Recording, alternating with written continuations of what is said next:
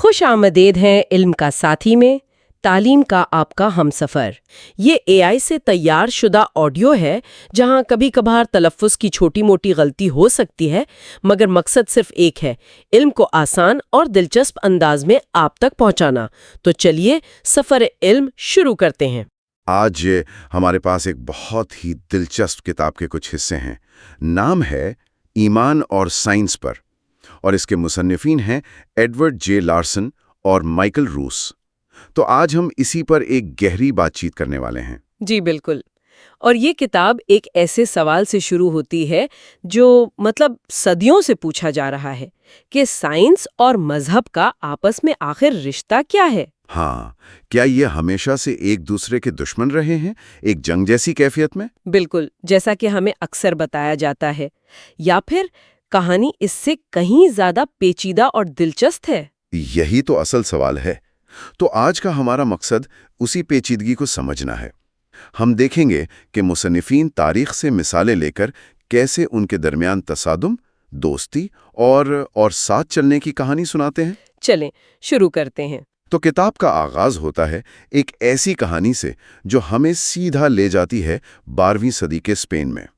یہ کہانی سلمان رشدی کی ایک تحریر سے لی گئی ہے، اور اس کا مرکزی کردار ہیں مسلم فلسفی ابن رشد، جنہیں یورپ میں ایوروس کے نام سے جانا جاتا ہے۔ جی، اور یہ وہ شخص تھے جنہوں نے ارسطو کے فلسفے کو، جو تقریباً بھلایا جا چکا تھا، اسے دوبارہ یورپ میں متعارف کروایا، اور ایک طرح سے نادانستہ طور پر جدید سائنس کی بنیاد رکھ دی۔ اور یہاں جو چیز واقعی دلچسپ ہے وہ ابن رشد اور ان کے دور کے ایک اور بہت بڑے عالم الغزالی کے درمیان ایک نظریاتی بحث ہے۔ مصنفین اسے سمجھانے کے لیے ایک بہت سادہ سی مثال استعمال کرتے ہیں، کپاس کے جلنے کی۔ اچھا۔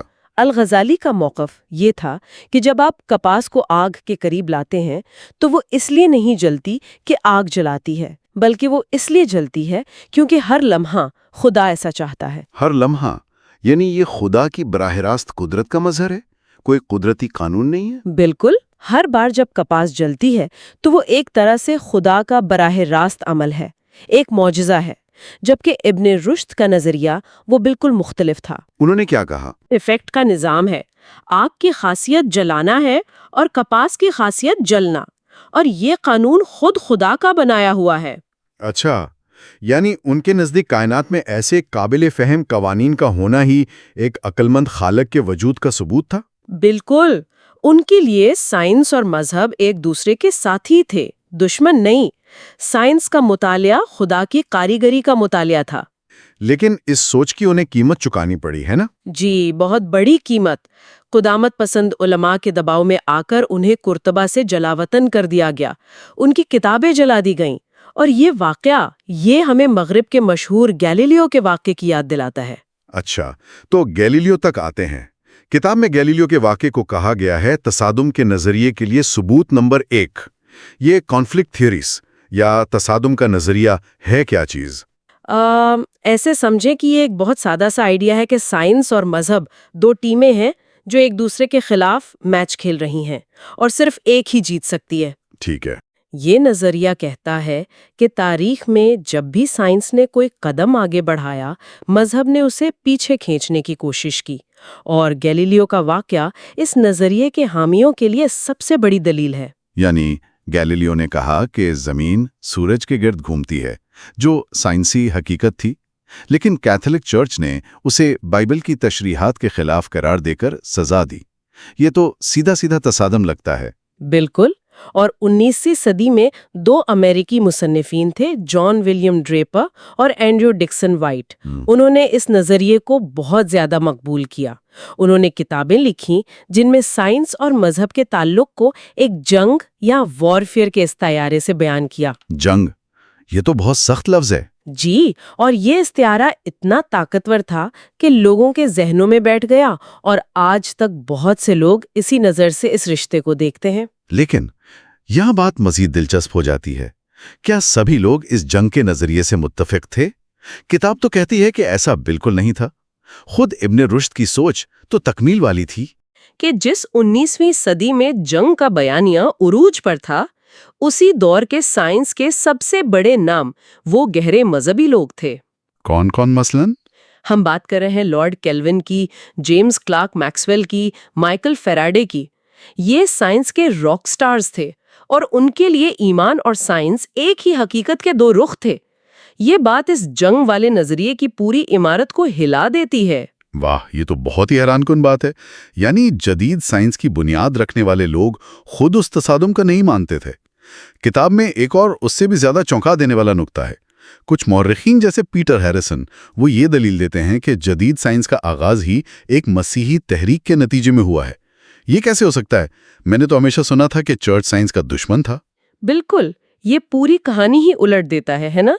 हैरिसन जैसे मौरिखीन का कहना है कि 17वीं सदी में प्रोटेस्टेंट इस्लाहात ने सोच का अंदाज बदला। किस तरह? इनका जोर बाइबल को लफ्जी तौर पर पढ़ने पर था। इससे पहले लोग हर चीज में अलामती माने तलाश करते थे। जब जोर लफ्जी माने पर आया तो यही सोच फितरत के मुताले पर भी लागू हुई। साइंसदानों ने कुदरत को खुदा की दूसरी किताब के तौर पर देखना शुरू किया और इसे भी लफ्जी तौर पर यानी तजुर्बात और मुशाहिदात के जरिए पढ़ने की कोशिश की। यानी साइंस मजहब के कंधों पर खड़े होकर परवान चढ़ी? एक तरह से हाँ, कम से कम इस नजरिए के मुताबिक। लेकिन ये भी याद रखना चाहिए कि ये नजरिया भी मुतनाज़ा है। कैथोलिक मुआरखीन फौरन जेजुइट्स की साइंसी खिदमात की तरफ इशारा करते हैं जो प्रोटेस्टेंट नहीं थे। तो ये भी एक सादा सी कहानी नहीं है। अच्छा, ये तो हुई तारीख की बात। 19वीं सदी में ये जंग का नजरिया मकबूल था, लेकिन आज हम 21वीं सदी में हैं। क्या ये लड़ाई आज भी चल रही है, खासतौर पर अमेरिका जैसी जगह पर जहां टेक्नोलॉजी भी उरूज पर है और मजहब भी? आज की दुनिया में भी हमें दोनों तरह की मिसालें मिलती हैं। तसादुम की सबसे बड़ी मिसाल है अमेरिका में हयातियाती इर्तिका यानी एवोल्यूशन के नजरिए पर होने वाली बहस। ओहो, वो मशहूर स्कोप्स मॉन्की ट्रायल? जी बिल्कुल, 1925 का स्कोप्स ट्रायल। इसमें एक टीचर पर मुकदमा चलाया गया था क्योंकि वो स्कूल में इर्तिका पढ़ा रहे थे। और ये बहस तो आज तक खत्म नहीं हुई। आज भी क्रिएशन साइंस या इंटेलिजेंट डिजाइन के हामी मौजूद हैं जो डार्विन के नजरियात को चैलेंज करते हैं। और दूसरी तरफ हैं नाम नेहाद नए मुल्हिदीन, न्यू एथीस्ट्स। बिल्कुल, उनमें सबसे मशहूर नाम रिचर्ड डॉकिंस का है। उन्होंने अपनी किताब द गॉड डिल्यूजन में ये दलील दी कि साइंस और इर्तिका का नजरिया खुदा के वजूद को गैर जरूरी साबित करता है। किताब में बांग्लादेशी ब्लॉगर अविजीत राय के कत्ल का भी इंतहाई अफसोसनाक जिक्र है, जिन्हें 2015 में ढाका में उनके साइंसी और मुल्हिदाना ख्यालात की वजह से कत्ल कर दिया गया। ये तो बहुत खौफनाक है। ये दिखाता है कि ये तसादुम सिर्फ किताबी बहस नहीं बल्कि हकीकी और जानलेवा भी हो सकता है। जी बिल्कुल। लेकिन तो फिर जदीद दौर में तकमील की क्या मिसालें हैं? क्या वो भी मौजूद हैं? बहुत ताकतवर मिसालें हैं। किताब में फ्रांसिस कॉलिंस का जिक्र है जो एक आलमी शोहरत याफ्ता जेनेटिस्ट हैं। ओह, जिन्होंने ह्यूमन जीनियोम प्रोजेक्ट की क़यादत की थी। जी वही, साइंस के सबसे बड़े प्रोजेक्ट्स में से एक। और साथ ही वो एक दीनदार इवेंजेलिकल मसीही भी हैं। वो खुद को थियस्टिक एवोल्यूशनिस्ट कहते हैं, यानी वो इर्तिका पर मुकम्मल यकीन रखते हैं, लेकिन उनका मानना है कि ये वो तरीका है जिसे खुदा ने जिंदगी तख्लीक करने के लिए इस्तेमाल किया। वाह, उनके लिए डीएनए का मुताला खुदा की ज़बान को पढ़ने जैसा है। बिल्कुल। इसी तरह नोबेल इनाम याफ्ता माहिर तबीयत चार्ल्स टाउन्स का भी जिक्र है, जिन्होंने लेजर ईजाद करने में अहम किरदार अदा किया। उनका ख्याल था कि साइंस और मजहब एक ही सवाल का जवाब ढूंढ रहे हैं, कायनात का मकसद क्या है। तो फिर नतीजा क्या है? क्या ये तसादुम है, तकमील है या कुछ और? इतनी मुतजाद बातें हैं। आपने बिल्कुल सही जगह पर उंगली रखी है। यही इस किताब का मरकजी नुक्ता है। मुसन्निफीन कहते हैं कि अगर आप सिर्फ तसादुम की मिसालें देखेंगे तो लगेगा कि हमेशा लड़ाई रही है, और अगर सिर्फ तकमील की मिसालें देखेंगे तो लगेगा कि हमेशा दोस्ती रही है। हकीकत इन दोनों के दरमियान है। तो वो क्या कहते हैं? वो पहले पेचीदगी के नजरिए यानी कॉम्प्लेक्सिटी थीसिस का जिक्र करते हैं कि ये रिश्ता कभी कुछ रहा कभी कुछ और, लेकिन फिर वो अपना पसंदीदा नुक्ता नज़र पेश करते हैं जिसे वो बकाए बाहमी का तरीका या कोएग्जिस्टेंस अप्रोच कहते हैं। बकाए बाहमी? اس کا کیا مطلب ہے؟ ان کا کہنا ہے کہ سائنس اور مذہب کو ایک ہی ریس کے دو گھوڑے سمجھنا ہی غلطی ہے۔ یہ دو بالکل مختلف چیزیں ہیں۔ وہ کہتے ہیں کہ یہ دو بڑے پیچیدہ انسانی نظام ہیں جو اکثر ایک ہی معاشرے میں ایک ہی وقت اور جگہ پر موجود ہوتے ہیں۔ اچھا، راستے ٹکراتے ہیں اور تصادم ہوتا ہے۔ کبھی وہ ایک دوسرے کی مدد کرتے ہیں، لیکن زیادہ تر وقت وہ متوازی چلتے ہیں، ایک دوسرے کے دائرہ کار میں زیادہ مداخلت کیے بغیر۔ جیسے ایک شہر میں ایک یونیورسٹی بھی ہوتی ہے اور ایک مسجد بھی، وہ دونوں اپنا اپنا کام کرتے ہیں اور ایک دوسرے کے ساتھ کو ایگزسٹ کرتے ہیں۔ تو ہم نے 12ویں صدی کے قرطبہ سے سفر شروع کیا، گیلیلیو کے مقدمے کو دیکھا، 19ویں صدی کی جنگ کی بحثوں کا جائزہ لیا، اور آج کی دنیا تک پہنچے جہاں ایک طرف رچرڈ ڈاکنز ہیں اور دوسری طرف فرانسس کولنز۔ یہ واضح ہے کہ یہ رشتہ جنگ کی ایک سادہ سی سرخی سے کہیں زیادہ گہرا اور پیچیدہ ہے۔ بالکل، اور کتاب یہاں ایک بہت ہی غور طلب سوال پر ختم ہوتی ہے۔ کتاب کے مصنفین میں سے ایک نے UCLA کے STEM کے طلباء کا ایک غیر رسمی سروے کیا۔ انہوں نے پوچھا کہ آپ کے خیال میں سائنس اور مذہب کا رشتہ کیسا ہے؟ تقریباً سب کا جواب تھا کہ ان کے درمیان تصادم ناگزیر ہے۔ یہ تو بہت عجیب بات ہے۔ اتنی ساری تاریخی حقیقت کے باوجود جو اتنی پیچیدہ ہے، سائنسدانوں کی اگلی نسل کے ذہنوں میں یہ سادہ سا تصادم کا نظریہ اتنی مضبوطی سے کیوں قائم ہے؟ یہی تو $1 ملین کا سوال ہے نا؟ یہ اس بات پر سوچنے پر مجبور کرتا ہے کہ ہمارے تعلیمی نظام میں، ہماری فلموں میں، میڈیا میں اس بحث کو کس طرح پیش کیا جاتا ہے۔ شاید جنگ کی کہانی ایک سادہ اور ڈرامائی کہانی ہے جو بیچنا آسان ہے، جبکہ پیچیدگی کی کہانی اتنی دلچسپ نہیں لگتی۔ لیکن حقیقت یہی ہے کہ اصل کہانی زیادہ پیچیدہ اور کہیں زیادہ دلچسپ ہے۔ اگر پوڈ کاسٹ سنتے سنتے آپ کا دماغ ہاں یار یہ تو کمال کا کانٹینٹ ہے کہہ رہا ہے، تو بھائی پھر لائک ضرور کرو، شیئر کر دو دوستوں کے ساتھ، اور ہاں سبسکرائب کا بٹن دبانا مت بھولنا، ورنہ اگلی دفعہ یہ علم کا خزانہ مس بھی ہو سکتا ہے۔ تو پہلے باب سے شروع کرتے ہیں، جس کا عنوان ہے خدا یا کائنات کی طرف دیکھنا۔ ٹھیک ہے، یہ ہمیں 3000 سال ماضی میں لے جاتا ہے۔ آپ سوچیں ذرا، آپ 3000 سال پہلے کسی گاؤں میں رہ رہے ہیں، شہر کی روشنیاں نہیں ہیں، کوئی آلودگی نہیں، کچھ بھی نہیں۔ رات کو آسمان بالکل صاف ہے۔ وہ آسمان آپ کی دنیا کا ایک بہت بڑا ایک ڈراماٹک حصہ ہے۔ آپ صرف ستارے نہیں دیکھتے، آپ ان کے اندر ترتیب اور کہانیاں دیکھتے ہیں۔ اور یقیناً کچھ چیزیں باقیوں سے الگ نظر آتی ہوں گی۔ جی بالکل۔ بابل کے لوگوں نے دیکھا کہ زیادہ تر ستارے ایک ساتھ حرکت کرتے ہیں، جیسے ایک ہی چادر پر جڑے ہوں، لیکن 5 ایسے آوارہ ستارے تھے جو اپنی مرضی سے چلتے تھے۔ اچھا، آج ہم انہیں سیارے کہتے ہیں، مرکری، وینس، مریخ، مشتری اور زحل۔ بابلیوں کا خیال تھا کہ یہ دیوتا ہیں اور ان کی حرکات سے مستقبل کا حال معلوم کیا جا سکتا ہے۔ یعنی علم نجوم یا اسٹرالوجی کی ابتدا یہاں سے ہوئی؟ بالکل، اور سب سے حیران کن بات یہ ہے کہ صدیوں تک، یہاں تک کہ کیپلر اور گیلیلیو کے زمانے تک، فلکیات پر تحقیق کے لیے پیسہ علم نجوم سے ہی آتا تھا۔ واقعی؟ جی، بادشاہ اور نواب اپنے مستقبل کا حال جاننے کے لیے ماہرین فلکیات کو پیسے دیتے تھے، اور وہ اسی پیسے سے آسمان کا مطالعہ کرتے تھے۔ یہ تو کمال ہے، یعنی ایک توہم پرستی میں خالص سائنس کی بنیاد رکھی۔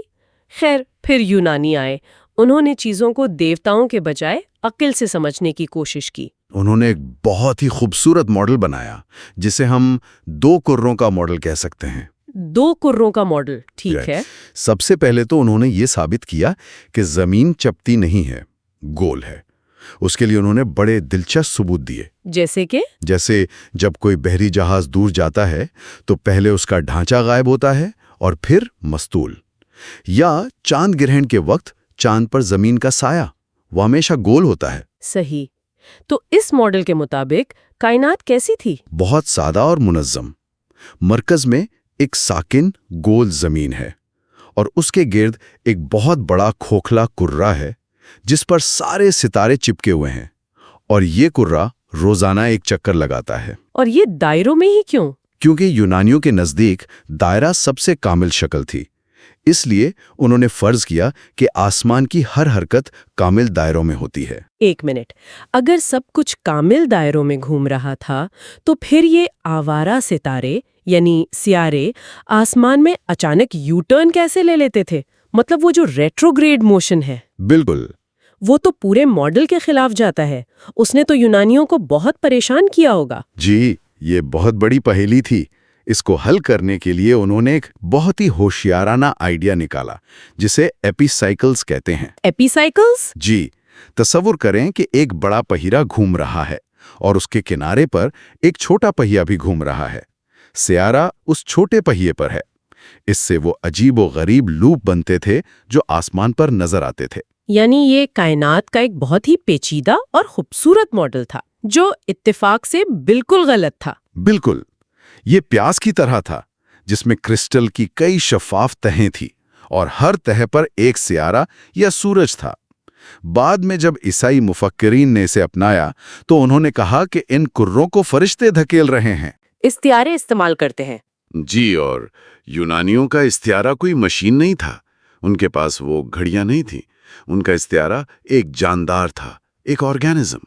وہ مادر ارض کی بات کرتے تھے جس کے اپنے موسم اور چکر ہوتے ہیں. اچھا، اسی سوچ سے ارسطو کا غائی یولت یا فائنل کاز کا نظریہ نکلا. اس کا کیا مطلب ہے غائی علت؟ اس کا مطلب ہے کہ ہر چیز کا ایک مقصد ہوتا ہے. ایک پتھر نیچے اس لیے گرتا ہے تاکہ وہ کائنات میں اپنی فطری جگہ یعنی مرکز تک پہنچ سکے. ہر چیز اپنے مقصد کی طرف کھینچی چلی جا رہی تھی. پوری کائنات بھی؟ جی، یہاں تک کہ پوری کائنات بھی ایک حتمی مقصد کی طرف حرکت کر رہی تھی جسے ارسطو نے غیر متحرک محرک یا ان مووڈ موور کہا. ایک کامل ہستی جس کی کھچ میں سب کچھ متحرک ہے. تو 1500 سال تک سب اسی پیاز جیسے ماڈل سے مطمئن تھے؟ یہ تو بہت لمبا عرصہ ہے. ضرور اس ماڈل میں کوئی خامیاں ہوں گی جو لوگوں کو پریشان کر رہی تھیں. بالکل خامیاں تھیں. یہ ماڈل بہت پیچیدہ ہو چکا تھا. ہر نئے مشاہدے کے لیے اس میں ایک نیا ایپی سائیکل ڈالنا پڑتا تھا. پیشگوئیاں اکثر غلط ہوتیں. پھر کیا ہوا؟ پھر 1543 میں کوپرنکس نامی ایک شخص نے کہا، ایک منٹ، کیا ہو اگر ہم سب کچھ غلط دیکھ رہے ہیں؟ کیا ہو اگر مرکز میں زمین نہیں بلکہ سورج ہو؟ اور اس کی وجہ کوئی نیا ثبوت نہیں تھا؟ کوئی نیا ثبوت نہیں. وجہ خالصتاً فلسفیانہ اور جمالیاتی تھی. اسے یہ پیچیدگی پسند نہیں تھی. اسے لگا کہ سورج جو روشنی اور زندگی دیتا ہے اسے مرکز میں ہونا چاہیے. اس نے ایک سادہ اور زیادہ خوبصورت ماڈل پیش کیا. اور اس ماڈل نے کچھ پہیلیاں حل کر دی؟ کئی پہیلیاں خود بخود حل ہو گئیں. مثلاً یہ کہ عطارد اور زہرہ ہمیشہ سورج کے قریب کیوں نظر آتے ہیں؟ کیوں؟ کیونکہ ان کے مدار زمین کے مدار کے اندر ہیں. یا سیارے اپنی الٹی حرکت کے دوران زیادہ روشن کیوں دکھتے ہیں؟ کیونکہ اس وقت زمین انہیں اوورٹیک کر رہی ہوتی ہے اور وہ ہمارے قریب ہوتے ہیں. سب کچھ بہت صفائی سے حل ہو گیا. واہ!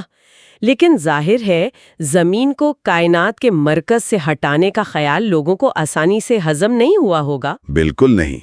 اسے ثابت ہونے میں 150 سال لگے. ٹائکو براہے میں آسمان کے سب سے درست نقشے بنائے. پھر جوہانس کیپلر نے ثابت کیا کہ سیارے دائروں میں نہیں بلکہ بیضوی مداروں یعنی ایلپسز میں گھومتے ہیں. اور پھر گیلیلیو آیا. اور گیلیلیو نے دوربین کا استعمال کیا. جی، اور جو اس نے دیکھا اس نے سب کچھ بدل دیا. اس نے دیکھا کہ مشتری کے گرد 4 چاند گھوم رہے ہیں. یہ تو پہلا ٹھوس ثبوت تھا کہ کائنات کا ہر ذرہ ہمارے گرد نہیں گھومتا. یہ تو ایک طرح سے آخری کیل ثابت ہوا. بالکل. آخر میں آئزیک نیوٹن نے آ کر کشش ثقل کا قانون دیا اور سب کچھ ایک ہی ریاضیاتی فارمولے میں پرو دیا. ایک منٹ، تو یہ صرف ماڈل کی تبدیلی نہیں تھی، یہ تو کائنات کو دیکھنے کا پورا نظریہ ہی بدل گیا. ہم ایک زندہ بامقصد چیز سے ایک بے جان میکینیکل مشین کی طرف آ گئے. بالکل. اور یہ سائنس کی تاریخ کا شاید سب سے بڑا نفسیاتی دھچکا تھا. کیوں کا سوال ختم ہو گیا اور صرف کیسے کا سوال باقی رہ گیا. مقصد ختم، میجائک شروع. جی، پتھر اس لیے نہیں گرتا کہ اسے گھر جانا ہے بلکہ اس لیے کہ غیر مرئی قوت کشش ثقل اسے کھینچ رہی ہے. کائنات اب ایک جاندار نہیں بلکہ ایک بہت بڑی گھڑی تھی. اور اس گھڑی کا گھڑی ساز خدا تھا؟ شروع میں تو یہی خیال تھا. ایک اتنی پیچیدہ مشین ایک عظیم کاریگر کی طرف اشارہ کرتی ہے. لیکن وقت کے ساتھ ساتھ خدا اس مشین کے روزمرہ کے کاموں سے باہر ہوتا گیا. وہ ایک ریٹائرڈ انجینئر بن گیا جس نے کائنات بنا کر چھوڑ دی. اور اب وہ خود بخود چل رہی ہے. جی، 20ویں صدی میں آئنسٹائن اور بگ بینگ تھیوری نے اس تصور کو مزید بدلا. لیکن وہ سائنس کی حدود بھی دکھاتا ہے. وہ بتاتا ہے کہ کائنات کیسے شروع ہوئی، یہ نہیں کہ کیوں ہوئی. تو نیوٹن نے ایک ایسی کائنات بنا دی جو ایک پرفیکٹ مشین کی طرح چلتی تھی اور خدا اس کا گھڑی ساز تھا۔ لیکن یہ میکینیکل تصویر ہمیشہ قائم نہیں رہی۔ یہ ہمیں کہانی کے اگلے حصے کی طرف لے جاتا ہے، جسے ماخذ میں باب 2 کا عنوان دیا گیا ہے، فزکس کا ٹاؤ اور دیگر بڑے خیالات۔ جی، یہاں فلکیات فزکس میں ضم ہو جاتی ہے اور فزکس بڑے سوالات پوچھنا شروع کر دیتی ہے۔ اور نیوٹن کی کائنات جبریت پسند تھی، یعنی ڈٹرمنسٹک۔ بالکل، اس کا مطلب تھا کہ اگر آپ کو کسی بھی لمحے کائنات کے تمام ذرات کی پوزیشن اور رفتار معلوم ہو تو آپ مستقبل کی ہر چیز کی پیشگوئی کر سکتے ہیں۔ کوئی آزاد مرضی نہیں، کوئی معجزہ نہیں، سب کچھ پہلے سے طے شدہ ہے۔ اس نے تو فلسفے اور مذہب میں بھونچال پیدا کر دیا ہوگا۔ جی، روشن خیالی کے دور میں کچھ مفکرین اس نتیجے پر پہنچے کہ خدا کی کوئی ضرورت نہیں۔ لیکن دلچسپ بات یہ ہے کہ سائنسدانوں نے خود اس خیال کو مختلف طریقوں سے دیکھا۔ مارکس میں بجلی کی تحقیق پر 3 سائنسدانوں کی مثال دی گئی ہے۔ آئیے اس پر بات کرتے ہیں، یہ بہت دلچسپ لگتا ہے۔ پہلے تھے بینجامن فرینکلن۔ وہ ایک ڈیسٹ تھے، یعنی وہ خدا کو ایک عظیم ڈیزائنر تو مانتے تھے لیکن روایتی مذہب پر یقین نہیں رکھتے تھے۔ ان کے لیے بجلی کا مطالعہ خدا کی ذہانت کو سمجھنے کا ایک طریقہ تھا۔ ٹھیک ہے، دوسرے کون تھے؟ دوسرے تھے جان ویسلی، ایک پرجوش عیسائی۔ وہ بجلی کو دیکھ کر خدا کی ہیبت اور پراسراریت پر غور کرتے تھے۔ ان کے لیے یہ سائنس کی حدود اور خدا کی لامحدود طاقت کا ثبوت تھا جو انسان کو عاجزی سکھاتا ہے۔ اور تیسرے تھے جوزف پریسلی، جو ایک یونیٹیرین تھے۔ وہ بہت پر امید تھے۔ ان کا خیال تھا کہ سائنس کی ہر نئی دریافت خدا کے اس منصوبے کا حصہ ہے جو انسانیت کو جہالت سے نکال کر علم کی طرف لے جا رہا ہے۔ یہ تو کمال کی بات ہے، یعنی ایک ہی سائنسی دریافت بجلی کو 3 مختلف لوگ دیکھ رہے ہیں، اور ایک کو اس میں خدا کی کاریگری نظر آ رہی ہے، دوسرے کو خدا کی ہیبت، اور تیسرے کو انسانی ترقی کا زینہ۔ بالکل، سائنس تو ایک ہی تھی لیکن ان کے عقیدے نے اسے بالکل مختلف رنگ دے دیا، اور یہ سلسلہ 19ویں صدی میں بھی جاری رہا۔ مائیکل فیراڈے، جو ایک عظیم تجرباتی سائنسدان تھے، بہت دیندار مسیحی تھے۔ وہ اپنے عقیدے اور سائنس کو الگ رکھتے تھے؟ جی، لیکن ان کا ایمان انہیں یہ یقین دلاتا تھا کہ کائنات کے قوانین سادہ، خوبصورت اور قابل فہم ہیں، کیونکہ انہیں ایک عقل مند خالق نے بنایا ہے۔ اور جیمز کلرک میکسویل، جنہوں نے فیراڈے کے کام کو ریاضی کی زبان دی، وہ بھی گہرے مذہبی تھے۔ انہوں نے ایک بہت دلچسپ دلیل دی۔ انہوں نے کہا کہ کائنات میں موجود تمام مالیکیولز، جیسے ہائیڈروجن کا ہر ایٹم دوسرے جیسا ہے، اس بات کا ثبوت ہے کہ انہیں کسی نے تیار کیا ہے۔ وہ مینوفیکچرڈ آرٹیکلز کی طرح ہیں۔ لیکن کچھ سائنسدانوں نے تو سائنس کو براہ راست مذہب کے دفاع میں بھی استعمال کیا، جیسے لارڈ کیلون۔ جی، کیلون نے تھرموڈائنامکس کے قوانین کا استعمال کرتے ہوئے زمین کی عمر کا حساب لگایا۔ ان کا حساب ڈارون کے نظریہ ارتقاء کے لیے درکار وقت سے بہت کم نکلا، تو انہوں نے اسے ارتقاء کے خلاف ایک سائنسی ثبوت کے طور پر پیش کیا، جو بعد میں غلط ثابت ہوا۔ جی، ایٹمی توانائی کی دریافت سے۔ لیکن اس وقت یہ ایک بہت مضبوط دلیل تھی۔ اور پھر 20ویں صدی میں سب کچھ دوبارہ بدل گیا۔ کوانٹم مکینکس نے نیوٹن کی پیشگوئی کے قابل گھڑی جیسی کائنات کو ہمیشہ کے لیے ختم کر دیا۔ جی، اس نے فزکس کی بنیادیں ہلا دیں، اور اس سے 3 بڑے نئے تصورات نکلے جنہوں نے مذہب اور فلسفے پر بھی گہرے اثرات ڈالے۔ پہلا تھا غیر جبریت یا انڈیٹرمنسی، یعنی چیزیں پہلے سے طے شدہ نہیں ہیں۔ ہائزنبرگ کے اصول غیر یقینی کے مطابق آپ کسی بھی ذرے کی پوزیشن اور رفتار کو ایک ساتھ 100% درستی سے نہیں جان سکتے۔ اس نے نیوٹن کی جبریت کو ختم کر دیا۔ اس سے آزاد مرضی اور خدائی مداخلت کے لیے گنجائش پیدا ہو گئی۔ اچھا، ایک سائنسدان نے مذاق میں کہا تھا کہ ایک معقول سائنسی آدمی کے لیے مذہب 1927 کے آس پاس ممکن ہوا۔ ٹھیک ہے۔ اور دوسرا تصور؟ دوسرا تھا تکمیلیت یا کمپلیمنٹیرٹی۔ یہ نیلز بور نے پیش کیا۔ انہوں نے کہا کہ روشنی کو آپ لہر بھی کہہ سکتے ہیں اور ذرہ بھی۔ یہ دونوں باتیں ایک ساتھ سچ ہیں، حالانکہ وہ ایک دوسرے کی ضد لگتی ہیں۔ تو یہ حقیقت کو دیکھنے کے 2 الگ الگ لیکن تکمیلی طریقے ہیں۔ بالکل، اور کچھ مفکرین نے کہا کہ سائنس اور مذہب کا رشتہ بھی ایسا ہی ہے۔ یہ حقیقت کو سمجھنے کے 2 مختلف لیکن ضروری طریقے ہیں۔ اور تیسرا تصور سب سے عجیب لگتا ہے، کلیت یا ہولزم۔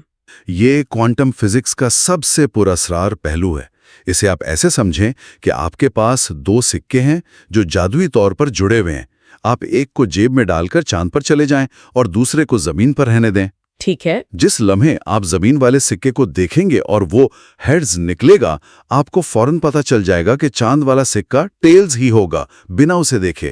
ذرات بھی اسی طرح پراسرار طور پر جڑے ہوتے ہیں۔ یہ تو واقعی ذہن گھما دینے والی بات ہے۔ اس نے تو اس خیال کو چیلنج کیا ہوگا کہ کائنات چھوٹے چھوٹے الگ الگ ٹکڑوں کا مجموعہ ہے۔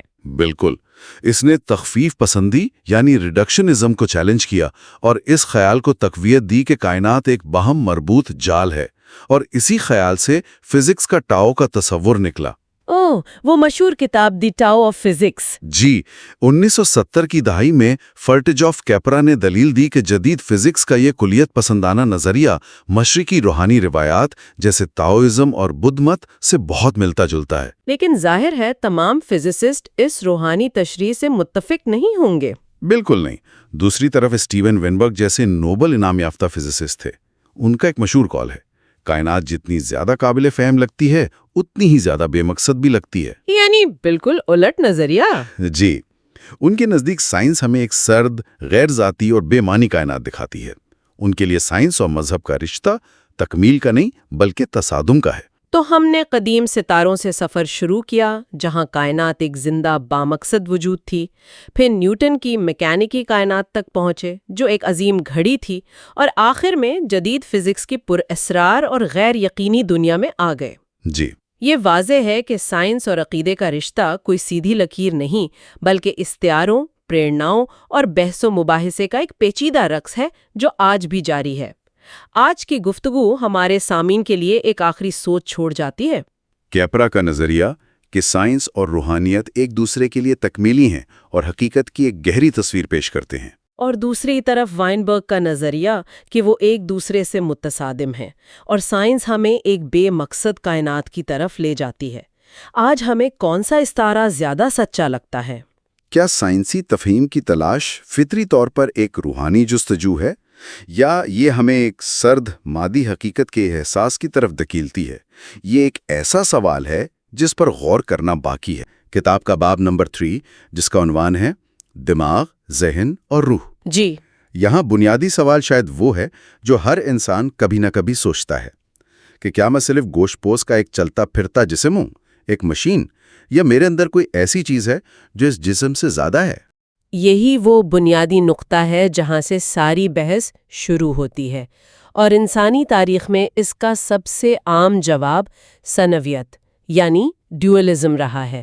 ثنویت؟ یعنی یہ خیال کہ ہم 2 چیزوں سے بنے ہیں، ایک ہمارا طبعی جسم اور دوسرا ہمارا غیر طبعی ذہن یا روح۔ ہم سب یہی محسوس کرتے ہیں کہ ہمارے خیالات، ہمارے احساسات وہ ہمارے جسم کے اندر تو ہیں، لیکن صرف جسم کا حصہ نہیں ہے۔ مطلب اگر کوئی سرجن ہمارا دماغ کھول کر دیکھے تو اسے خون کی نالیاں اور نیورونز تو نظر آئیں گے، لیکن اسے میری یادیں یا خوشی کا احساس کہیں نظر نہیں آئے گا۔ بالکل، یہی تو نقطہ ہے، اور اسی خیال کو سب سے پہلے باقاعدہ طور پر قدیم یونانی فلسفر افلاطون نے پیش کیا۔ اچھا، افلاطون کا نظریہ تھا کہ یہ دنیا جو ہم دیکھتے ہیں یہ اصل حقیقت نہیں ہے، یہ تو بس اصل کامل دنیا کا ایک سایہ ہے۔ اس نے اصل دنیا کو مثالیات یا اشکال یعنی فارمز کی دنیا کہا۔ اور اس کا روح سے کیا تعلق تھا؟ افلاطون کے مطابق ہمارا جسم اس سائے والی دنیا کا حصہ ہے، لیکن ہماری روح، ہمارا ذہن، وہ اس اصل مثالی دنیا سے تعلق رکھتا ہے۔ اسی لیے وہ لازوال ہے۔ جی، اس کی سب سے بہترین مثال سقراط کی زندگی کے آخری دن سے ملتی ہے۔ جب اسے زہر دیا جا رہا تھا تو وہ بالکل پرسکون تھا۔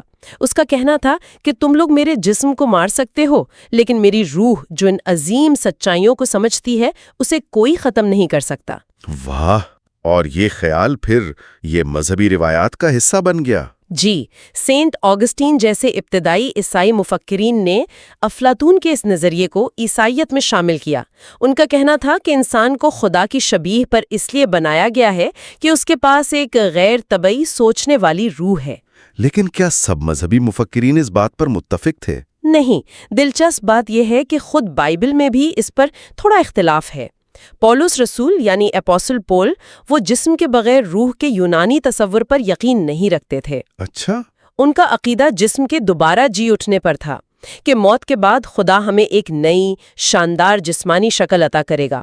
تو یہ جسم اور روح کا تعلق شروع سے ہی ایک پیچیدہ معاملہ رہا ہے۔ ٹھیک ہے، تو یہ تو ہوئی قدیم بات، لیکن پھر 17ویں صدی میں ایک انقلاب آیا جس نے اس بحث کا رخ ہی موڑ دیا۔ بات آ جاتی ہے رینے ڈیکارٹ پر۔ بالکل، ڈیکارٹ نے ایک نئی سوچ پیش کی جو سائنسی انقلاب کی بنیاد بنی۔ اس نے کہا کہ پوری کائنات ایک بہت بڑی مشین ہے، ایک گھڑی کی طرح، جس کے پرزے طے شدہ اصولوں پر کام کرتے ہیں۔ جی، اور اس مشین میں ہمارا جسم بھی شامل ہے۔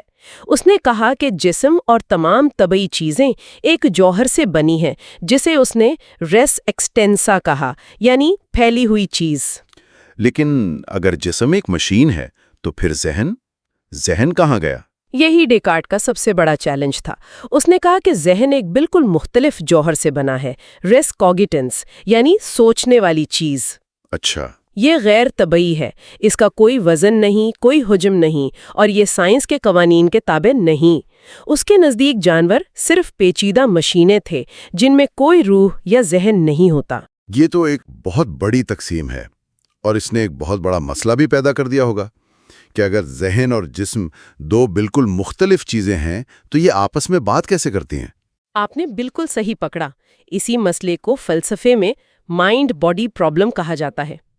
اسی سے جڑی ایک اور دلچسپ مثال لائبنز نامی فلسفی نے دی، جسے چکی کا قیاس کہتے ہیں۔ وہ کیا ہے؟ وہ کہتا ہے کہ فرض کریں ایک مشین ہے جو سوچ سکتی ہے۔ اگر ہم اس مشین کو اتنا بڑا کر دیں کہ ہم اس کے اندر چل پھر سکیں تو ہمیں کیا نظر آئے گا؟ صرف پرزے، گیئرز، لیور ایک دوسرے کو دھکیل رہے ہوں گے۔ بالکل، آپ کو کہیں بھی سوچ یا احساس نظر نہیں آئے گا۔ لائبنز کا نقطہ یہ تھا کہ مادے سے شعور پیدا نہیں ہو سکتا۔ یہ آج بھی شعور کا مشکل مسئلہ کہلاتا ہے۔ تو ہم آج بھی وہی سوال پوچھ رہے ہیں؟ جی، جب ہم مصنوعی ذہانت پر بات کرتے ہیں کہ کیا کوئی کمپیوٹر واقعی سوچ سکتا ہے، تو ہم دراصل 300 سال پرانا یہی سوال دہرا رہے ہوتے ہیں۔ مشین بدل گئی ہے، سوال نہیں۔ تو ڈیکارٹ کے اس مشین میں بھوت والے مسئلے کا کوئی حل نکلا؟ اس کا ایک انقلابی حل 19ویں صدی میں ڈارون نے پیش کیا۔ ڈارون نے کہا شاید یہ الگ ہیں ہی نہیں۔ اچھا، 1838 میں اپنی ایک نوٹ بک میں اس نے لکھا کہ جو چیزیں ہم ذہنی سمجھتے ہیں، جیسے سوچنا، محسوس کرنا، وہ شاید دماغ کے ارتقاء کا ہی نتیجہ ہے۔ اس کا کیا مطلب ہوا؟ مطلب اگر انسانوں کا ذہن ان کے دماغ کی وجہ سے ہے تو پھر دوسرے جانور جن کے پاس بھی دماغ ہے؟ بالکل، ان کے پاس بھی کسی نہ کسی قسم کا ذہن ہونا چاہیے۔ ایک شکاری کتا جب اپنے شکار کا پیچھا کرتا ہے تو وہ منصوبہ بندی کرتا ہے، وہ سیکھتا ہے۔ یہ ڈیکارٹ کے اس نظریے کے بالکل خلاف تھا کہ جانور صرف بے جان مشینیں ہیں۔ یہ تو ایک بہت بڑا شفٹ تھا، ہے نا؟ ہم جانوروں کو بے جان مشینیں سمجھنے سے لے کر انہیں ایسے جاندار سمجھنے تک پہنچ گئے جن کا اپنا ایک ذہنی تجربہ ہے۔ جی، اور اس کے گہرے مذہبی مضرامات بھی تھے۔ ابراہیمی مذاہب میں یہ انسان کو زمین پر خدا کا نگہبان ہونے کے تصور کو تقویت دیتا ہے، جبکہ بدھ مت جیسے مشرقی مذاہب کے لیے یہ نظریہ بہت اہم تھا، کیونکہ اگر جانور بے ذہن مشینیں ہوں تو ان کے روپ میں دوبارہ جنم لینے کا کوئی مطلب نہیں بنتا۔ لیکن کیا سب نے ڈارون کی بات مان لی؟ کوئی مخالف نظریہ نہیں تھا؟ ضرور تھا۔ ڈارون کا ایک بہت بڑا حامی تھامس ہنری ہکسلے اس معاملے میں اس سے متفق نہیں تھا۔ ہکسلے نے کہا کہ ذہن محض ایک ضمنی مظہر یعنی ایپی فینومینون ہے۔ یہ تو بہت ٹیکنیکل لفظ ہے، اس کا آسان مطلب کیا ہے؟ اس کی مثال ایک بھاپ کے انجن کی سیٹی جیسی ہے۔ انجن کی سیٹی؟ جی، سیٹی انجن کے چلنے سے بچتی ہے، لیکن سیٹی خود انجن کو نہیں چلاتی، وہ صرف ایک سائیڈ ایفیکٹ ہے۔ ہکسلے کے مطابق ہمارا شعور اور ہماری سوچ بھی بس دماغ کی مشینری کا ایک بے اثر دھواں ہے۔ یعنی اس کا ہمارے اعمال پر کوئی حقیقی اثر نہیں، ہماری سوچ بھی بس اسی طرح کا ایک بے اثر دھواں ہے۔ آپ نے بالکل صحیح سمجھا. یہ نظریہ مذہب کے لیے بہت بڑا چیلنج تھا کیونکہ اس کا مطلب ہے کہ ہماری آزاد مرضی ایک دھوکہ ہے. لیکن امریکی فلسفی ولیم جیمز نے اس کی سخت مخالفت کی. اچھا. اس نے کہا کہ ارتقاء اتنی پیچیدہ چیز جیسے شعور کو کیوں پیدا کرے گا اگر اس کا کوئی فائدہ ہی نہ ہو؟ یقیناً اس کا کوئی مقصد ہے، یہ بقا میں ہماری مدد کرتا ہے. اور پھر 20ویں صدی میں کمپیوٹر آ گیا، اس نے تو سب کچھ بدل دیا ہوگا. اس نے واقعی سب کچھ بدل دیا. ہربرٹ سائمن کی ایک مثال ہے جو اس تبدیلی کو بہترین طریقے سے بیان کرتی ہے. وہ کہتے ہیں کہ 1960 میں اگر پائلٹ اعلان کرتا کہ فکر نہ کریں جہاز کمپیوٹر اڑا رہا ہے تو سارے مسافر خوف سے چھلانگ لگا دیتے. صحیح. لیکن 1980 تک اگر پائلٹ کہتا کہ کمپیوٹر خراب ہو گئے ہیں، مجھے خود جہاز اڑانا پڑے گا، تب بھی سارے مسافر چھلانگ لگا دیتے. زبردست مثال ہے. اس سے پتہ چلتا ہے کہ ہمارا مشینوں پر اعتماد کتنا بڑھ گیا. جی، یہ علمی سائنس کا دور تھا. ماروین منسکی جیسے ماہرین نے کہنا شروع کر دیا کہ دماغ گوشت سے بنا ایک کمپیوٹر ہے. دماغ ایک کمپیوٹر ہے. جی، اور ڈینیل ڈینٹ جیسے فلسفیوں کا استدلال ہے کہ اگر دماغ صرف ایک بہت ہی پیچیدہ بائیولوجیکل کمپیوٹر ہے تو پھر الگ سے کسی روح کی ضرورت ہی ختم ہو جاتی ہے. تو اگر دماغ ایک کمپیوٹر ہے تو پھر روح کا کیا ہوگا؟ اگر ذہن صرف دماغ کا کام ہے تو جب دماغ مرتا رہے تو ذہن بھی ختم ہو جاتا ہے. یہ تو لافانیت اور تناسخ جیسے تمام مذہبی تصورات کی جڑ کاٹ دیتا ہے. بالکل، یہ ایک بہت بڑا چیلنج ہے. تاریخ میں اس مسئلے سے نمٹنے کے لیے کئی فلسفیانہ راستے نکالے گئے ہیں. جیسے کہ ایک نظریہ متوازیت یعنی پیراللزم کا ہے، جو کہتا ہے کہ ذہن اور جسم دو الگ الگ ٹرین کی پٹریاں ہیں جو ساتھ ساتھ چلتی ہیں لیکن ملتی کبھی نہیں، اور خدا ان میں ہم آہنگی رکھتا ہے. اچھا. ایک اور نظریہ واحدانیت یعنی منظم کا ہے، جو کہتا ہے کہ حقیقت میں جوہر ایک ہی ہے، ذہن اور مادہ اسی ایک حقیقت کے دو رخ ہیں، جیسے صبح اور شام کا ستارہ دراصل ایک ہی سیارہ زہرہ کے دو مختلف پہلو ہیں. لیکن کیا کوئی تیسرا راستہ بھی ہے؟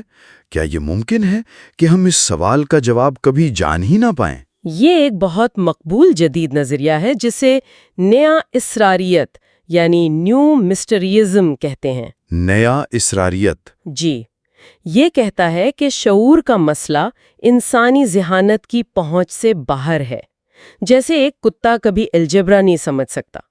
یہ نظریہ مذہبی مفکروں کے لیے کافی پرکشش ہے کیونکہ یہ اس خیال سے مطابقت رکھتا ہے کہ کائنات کے کچھ راز انسان کی سمجھ سے بالاتر ہیں. یہ بدھ مت کے ناقابل جواب سوالات کے تصور جیسا لگتا ہے. بالکل. بدھا نے سکھایا کہ کائنات کیسے شروع ہوئی یا روح کیا ہے. ان سوالات پر وقت ضائع کرنے سے بہتر ہے کہ ہم اپنی عملی زندگی میں دکھ اور تکلیف کو کم کرنے پر توجہ دیں. تو اس ساری بحث کا خلاصہ کیا ہے؟ کیا ہم وہیں کھڑے ہیں جہاں سے شروع ہوئے تھے؟ اس کا وہ چکی والا خلا اب بھی موجود ہے. یہاں جان سرل کا چائنیز روم کا فکری تجربہ بہت اہم ہے. وہ کیا ہے؟ سرل کہتا ہے کہ تصور کریں آپ ایک کمرے میں بند ہیں اور آپ کو چینی زبان کا ایک حرف بھی نہیں آتا. آپ کو باہر سے چینی زبان میں لکھے سوالات دیے جاتے ہیں. ٹھیک ہے. آپ کے پاس ایک بہت بڑی کتاب ہے جس میں لکھا ہے کہ کس چینی علامت کے جواب میں کون سی چینی علامت لکھنی ہے. آپ کتاب دیکھ کر بالکل درست جواب باہر بھیج دیتے ہیں. باہر بیٹھے شخص کو لگے گا کہ کمرے کے اندر کوئی ہے جو چینی سمجھتا ہے. لیکن اصل میں تو مجھے کچھ سمجھ نہیں آ رہا، میں تو صرف اصولوں پر عمل کر رہا ہوں. بالکل. سرل کہتا ہے کہ کمپیوٹر بھی یہی کرتا ہے. وہ صرف علامات کو پروسیس کرتا ہے، اسے ان کے معنی کا کوئی ادراک نہیں، اس میں حقیقی سمجھ نہیں ہوتی. تو آخر میں ہمارے پاس وہی پرانے آپشنز بچتے ہیں. یا تو ڈیکارٹ کی طرح خالص سنویت پر یقین رکھیں کہ ذہن مادے سے الگ ہے، یا نئے اسراریت کو قبول کر لیں کہ یہ ایک ایسا معمہ ہے جسے ہم شاید کبھی حل نہیں کر پائیں گے. ٹھیک ہے، تو ہم نے ذہن کی اندرونی کائنات کی گتھی سلجھانے کی کوشش کی. اب باہر کی دنیا کی طرف چلتے ہیں، یعنی خود اس سیارے کی تاریخ کی طرف. یہ کتاب کا باب نمبر 4 ہے، چٹان، رکاز، خدا. جی یہاں مرکزی خیال یہ ہے کہ زمین کی عمر کے بارے میں سائنسی دریافتوں نے مذہبی تصورات کو کیسے چیلنج کیا۔ جی، روایتی طور پر، خاص طور پر ابراہیمی مذاہب میں یہ مانا جاتا تھا کہ زمین بہت پرانی نہیں ہے اور اسے خدا نے حال ہی میں بنایا ہے، اور یہ جامد ہے، یعنی اس میں کوئی بڑی تبدیلی نہیں آتی۔ جیسے کتاب پیدائش میں 6 دن میں تخلیق کا ذکر ہے، اور 17ویں صدی میں آرچ بشپ جیمز اشر نے حساب لگا کر یہ نتیجہ نکالا کہ دنیا 23 اکتوبر 4004 قبل مسیح کو بنائی گئی تھی۔ بالکل، اور یہ تاریخ اتنی مشہور ہوئی کہ یہ ایک طرح سے مذہبی عقیدے کا حصہ بن گئی۔ اس نظریے کا مطلب تھا کہ تاریخ صرف چند ہزار سال پرانی ہے، اور رکاز یعنی فوسلز یا تو عجیب و غریب پتھر ہے یا پھر طوفان نوح میں ہلاک ہونے والے جانوروں کی باقیات۔ لیکن پھر روشن خیالی کا دور آیا اور لوگوں نے قدرتی وضاحتیں تلاش کرنا شروع کر دیں۔ جی، کومتے دی بوفون جیسے مفکرون نے کہا کہ شاید دنیا کی تخلیق کی کوئی سائنسی وجہ ہو۔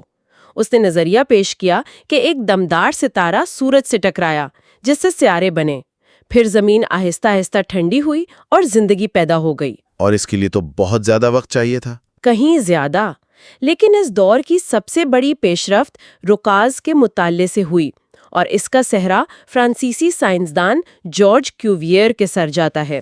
اچھا، کیوویئر نے پیرس کے قریب ملے والے ہاتھیوں کے رکاز کا مطالعہ کیا اور ثابت کیا کہ یہ نہ تو افریقی ہاتھی ہیں اور نہ ہی ہندوستانی، بلکہ یہ ایک بالکل مختلف نوع میمتھ کے ہیں جو اب دنیا میں موجود نہیں۔ تو اس نے ناپیدگی یعنی ایکسٹنکشن کے تصور کو ایک سائنسی حقیقت بنا دیا۔ جی، یہ تو ایک دھماکہ خیز خیال تھا۔ مطلب یہ کہ خدا کی بنائی ہوئی مخلوقات ہمیشہ کے لیے ختم ہو سکتی ہیں۔ بالکل۔ کیوویئر نے کہا، ہماری دنیا سے پہلے بھی دنیایں موجود تھیں جو کسی بڑی آفت میں تباہ ہو گئیں۔ اس نے زمین کے لیے ایک بہت گہری اور ڈرامائی تاریخ کے دروازے کھول دیے اور رکازیات کی سائنس کی بنیاد رکھی۔ لیکن کیا یہ خیال مذہبی لوگوں کے لیے پریشان کن نہیں تھا؟ حیرت انگیز طور پر نہیں۔ ابتدائی طور پر عیسائی دانشوروں نے کیوویئر کے کام کا خیر مقدم کیا، کیونکہ یہ اس وقت کے مادیت پرستانہ نظریات کا ایک متبادل تھا جو کہتے تھے کہ زندگی خود بخود پیدا ہو گئی۔ کیوویئر کے نظریے نے خدا کے لیے کردار باقی رکھا۔ اچھا، اس سے 2 مشہور نظریات پیدا ہوئے تاکہ بائبل اور سائنس میں مطابقت پیدا کی جا سکے۔ ایک تھا خلا کا نظریہ، جس کے مطابق کتاب پیدائش کی پہلی 2 آیات کے درمیان لاکھوں سال کا وقفہ تھا۔ جی، اور دوسرا تھا دن دور نظریہ، جس میں کہا گیا کہ تخلیق کے دن 24 گھنٹے کے دن نہیں تھے بلکہ طویل عارضیاتی ادوار تھے۔ تو آہستہ آہستہ ایک بہت قدیم زمین کا تصور قبول کیا جانے لگا۔ جی، اگرچہ 1830 کی دہائی تک سائنسدانوں نے یہ مان لیا تھا کہ طوفان نوح پوری زمین کی ارضیات کی وضاحت نہیں کر سکتا، لیکن ایک قدیم زمین کا تصور قائم ہو چکا تھا۔ اس دور میں ایک اور بڑی بحث بھی چل رہی تھی کہ یہ پہاڑ اور چٹانیں کیسے بنتی ہیں، ہے نا؟ ہاں، ایک نظریہ نیپچونزم کا تھا، جس کے مطابق تمام چٹانیں ایک بہت بڑے قدیم سمندر سے بنی ہیں۔ اور دوسرا؟ اس کے برعکس جیمز ہٹنگ کا نظریہ تھا، جسے آتش وشانیت کہتے ہیں۔ اس نے کہا کہ زمین کی اندرونی حرارت سے پگھلی ہوئی چٹانیں اوپر اٹھ کر پہاڑ بناتی ہیں، پھر ہوا اور پانی سے ان کا کٹاؤ ہوتا ہے اور یہ مواد سمندر میں جمع ہو کر دوبارہ چٹان بن جاتا ہے۔ یہ تو ایک کبھی نہ ختم ہونے والا چکر لگتا ہے۔ بالکل، اور ہٹن نے اسی لیے وہ مشہور جملہ کہا تھا، نہ کوئی آغاز کا نشان، نہ کوئی اختتام کا امکان۔ اس کے کام کو چارلس لائل نے آگے بڑھایا اور یکسانیت پسندی کا نظریہ پیش کیا، جس کا مطلب تھا کہ آج جو قدرتی قوتیں ہم دیکھتے ہیں، اگر انہیں اربوں سال کا وقت دیا جائے تو یہ زمین کے تمام پہاڑ اور وادیاں بنانے کے لیے کافی ہیں۔ جی ہاں، اور پھر ڈائنوسور کی دریافت نے عوام کے تخیل کو ایک نئی پرواز دی۔ جب ولیم بکلینڈ نے میگیلوسارس یعنی عظیم چھپکلی دریافت کیا تو لوگوں کو پہلی بار احساس ہوا کہ انسانوں سے پہلے اس سیارے پر دیو ہیکل رینگنے والے جانوروں کی حکمرانی تھی۔ اس سے تو تاریخ کا ایک بالکل نیا باب کھل گیا۔ اس سے ریکازی ریکارڈ میں ایک ترتیب نظر آنے لگی۔ ایک رینگنے والے جانوروں کا دور تھا، جس کے بعد ممالیہ جانوروں کا دور آیا۔ بکلینڈ جیسے مذہبی ماہرین ارضیات کے لیے یہ خدا کے منصوبے کا ثبوت تھا۔ کہ خدا ہر دور کے موسم کے مطابق نئی اور بہتر انواع پیدا کر رہا تھا، اور اس منصوبے کا نقطہ عروج انسان تھا۔ بالکل۔ تو 19ویں صدی کے شروع میں سائنس اور مذہب میں کافی ہم آہنگی تھی۔ اسے سائنس اور مذہب کا سنہرا دور بھی کہا جاتا ہے۔ اور یہ ہم آہنگی کب ٹوٹی؟ یہ ہم آہنگی ڈارون کے ارتقاء کے نظریے کے آنے کے بعد ٹوٹی، اور پھر 20ویں صدی میں اس سائنسی اتفاق رائے کے خلاف ایک رد عمل شروع ہوا۔ نوجوان زمین کے تخلیق کاروں کا ایک گروہ ابھرا جس نے قدیم زمین کے تمام نظریات کو مسترد کر دیا۔ اور آج ہماری سمجھ کہاں کھڑی ہے؟ آج جدید ارضیات میں پلیٹ ٹیکٹونکس اور شہابیوں کے ٹکراؤ جیسے نظریات شامل ہو گئے ہیں۔ اب ہم جانتے ہیں کہ زمین کی تاریخ میں بتدریج تبدیلی اور اچانک آنے والی آفات دونوں کا کردار ہے۔ ڈائنوسورز کی نسل 6.5 کروڑ سال پہلے ایک بہت بڑے شہابیے کے ٹکرانے سے ختم ہوئی، اور اسی تباہی نے چھوٹے ممالیہ جانوروں کے لیے ارتقاء کا راستہ کھولا، جس کا نتیجہ بالآخر ہم ہیں۔ جی۔ تو ہم نے ذہن کی اندرونی دنیا کی گتھیوں سے لے کر زمین کے اربوں سال پرانی تاریخ تک کا سفر طے کیا۔ ہم نے دیکھا کہ کیسے سنویت، مادیت، گہرے وقت اور ناپیدگی جیسے تصورات نے مذہبی سوچ کو چیلنج کیا اور کبھی کبھی اس کا حصہ بھی بنے۔ اور یہاں ایک آخری چونکا دینے والا خیال ہے جس پر یہ ماخذ ختم ہوتا ہے۔ اس میں کہا گیا ہے کہ سائنسدانوں کے مطابق انسان اس وقت زمین پر چھٹی بڑی ناپیدگی کا سبب بن رہے ہیں۔ چھٹی بڑی ناپیدگی؟ جی، ہماری سرگرمیوں کی وجہ سے انواع کی ایک بڑی تعداد تیزی سے ختم ہو رہی ہے۔ اس نے سائنس اور مذہب کے درمیان ایک بالکل نیا سوال کھڑا کر دیا ہے۔ وہ کیا؟ اب سوال صرف یہ نہیں رہا کہ یہ دنیا کیسے بنی یا ہم کہاں سے آئے۔ اب سوال یہ ہے کہ اس دنیا کے لیے جو اب ہمارے رحم و کرم پر ہے، ہماری ذمہ داری کیا ہے؟ یہ بحث اب صرف ماضی کے بارے میں نہیں بلکہ ہمارے مستقبل کے بارے میں ہے، اور اس کا جواب شاید سائنس یا مذہب اکیلے نہیں دے سکتے۔ باب 5، ڈارونزم اور عقیدہ۔ ٹھیک ہے۔ یہاں مواد میں ایک بہت خوبصورت تشبیہ دی گئی ہے کہ ڈارونزم اور عیسائیت ایک ایسے خاندان کی طرح ہیں جس کے بچے اپنے والدین سے بالکل مختلف لگتے ہیں، لیکن پھر اچانک بات کرتے ہوئے کوئی ایسا انداز یا کوئی ایسی حرکت نظر آ جاتی ہے جو ان کے گہرے خاندانی تعلق کو ظاہر کر دیتی ہے۔ بالکل۔ اور اس باب کا مرکزی خیال یہی ہے کہ چونکہ ڈارون کا نظریہ مغربی یورپ کی عیسائی ثقافت میں پروان چڑھا، اس نے لاشعوری طور پر ان 3 بڑے سوالوں کے جواب دینے کی کوشش کی جو عیسائیت کے لیے ہمیشہ سے مرکزی رہے ہیں۔ اچھا، بس فرق یہ تھا کہ ڈارونزم کے جوابات بالکل مختلف تھے۔ یہ تو کمال ہے، یعنی دونوں ایک ہی جگہ سے شروع ہو رہے ہیں، بس منزلیں الگ ہیں۔ تو وہ 3 بنیادی سوالات کیا تھے؟ پہلا اور سب سے بڑا سوال، ہر چیز کہاں سے آئی؟ Origin story. بالکل۔ عیسائیت کا جواب کتاب پیدائش یعنی جینیسس میں ہے، خدا نے 6 دنوں میں دنیا کو بنایا، عدم سے وجود بخشا۔ یہ ایک تخلیق کی کہانی ہے۔ ٹھیک ہے۔ ڈارونزم بھی ایک تخلیق کی کہانی سناتا ہے، لیکن اس کا جواب یہ ہے کہ تمام جاندار اربوں سال پر محیط ایک قدرتی عمل کے ذریعے وجود میں آئے، جو شاید کسی گرم تالاب میں کیچڑ جیسے سالمات سے شروع ہوا۔ تو دونوں ہی ابتدا کی کہانیاں ہیں، بس کردار اور کہانی بالکل مختلف ہیں۔ جی ہاں۔ اور دوسرا سوال یقیناً اس دنیا کی نوعیت کے بارے میں ہوگا جس میں ہم رہتے ہیں۔ جی، دوسرا سوال ہے ہم کس قسم کی دنیا میں رہتے ہیں۔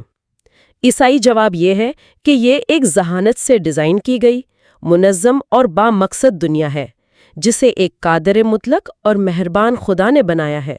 ہر چیز میں اس کی کاریگری نظر آتی ہے۔ اور ڈارون کا جواب؟ اس کے برعکس ڈارونین جواب یہ ہے کہ یہ دنیا قدرتی انتخاب یعنی نیچرل سلیکشن کے ایک اندھے اور بے رحم عمل سے تشکیل پائی ہے۔ ایک منٹ، قدرتی انتخاب کو اگر آسان لفظوں میں سمجھائیں، مطلب یہ کہ قدرت کوئی چناؤ نہیں کر رہی بلکہ بس جو جاندار اپنے ماحول میں زیادہ فٹ بیٹھتا ہے وہ بچ جاتا ہے۔ بالکل، وہ بچ جاتا ہے اور اپنی نسل آگے بڑھاتا ہے اور باقی ختم ہو جاتے ہیں۔ اور اس میں کوئی منصوبہ بندی یا کوئی ڈیزائنر شامل نہیں ہے؟ کچھ بھی نہیں۔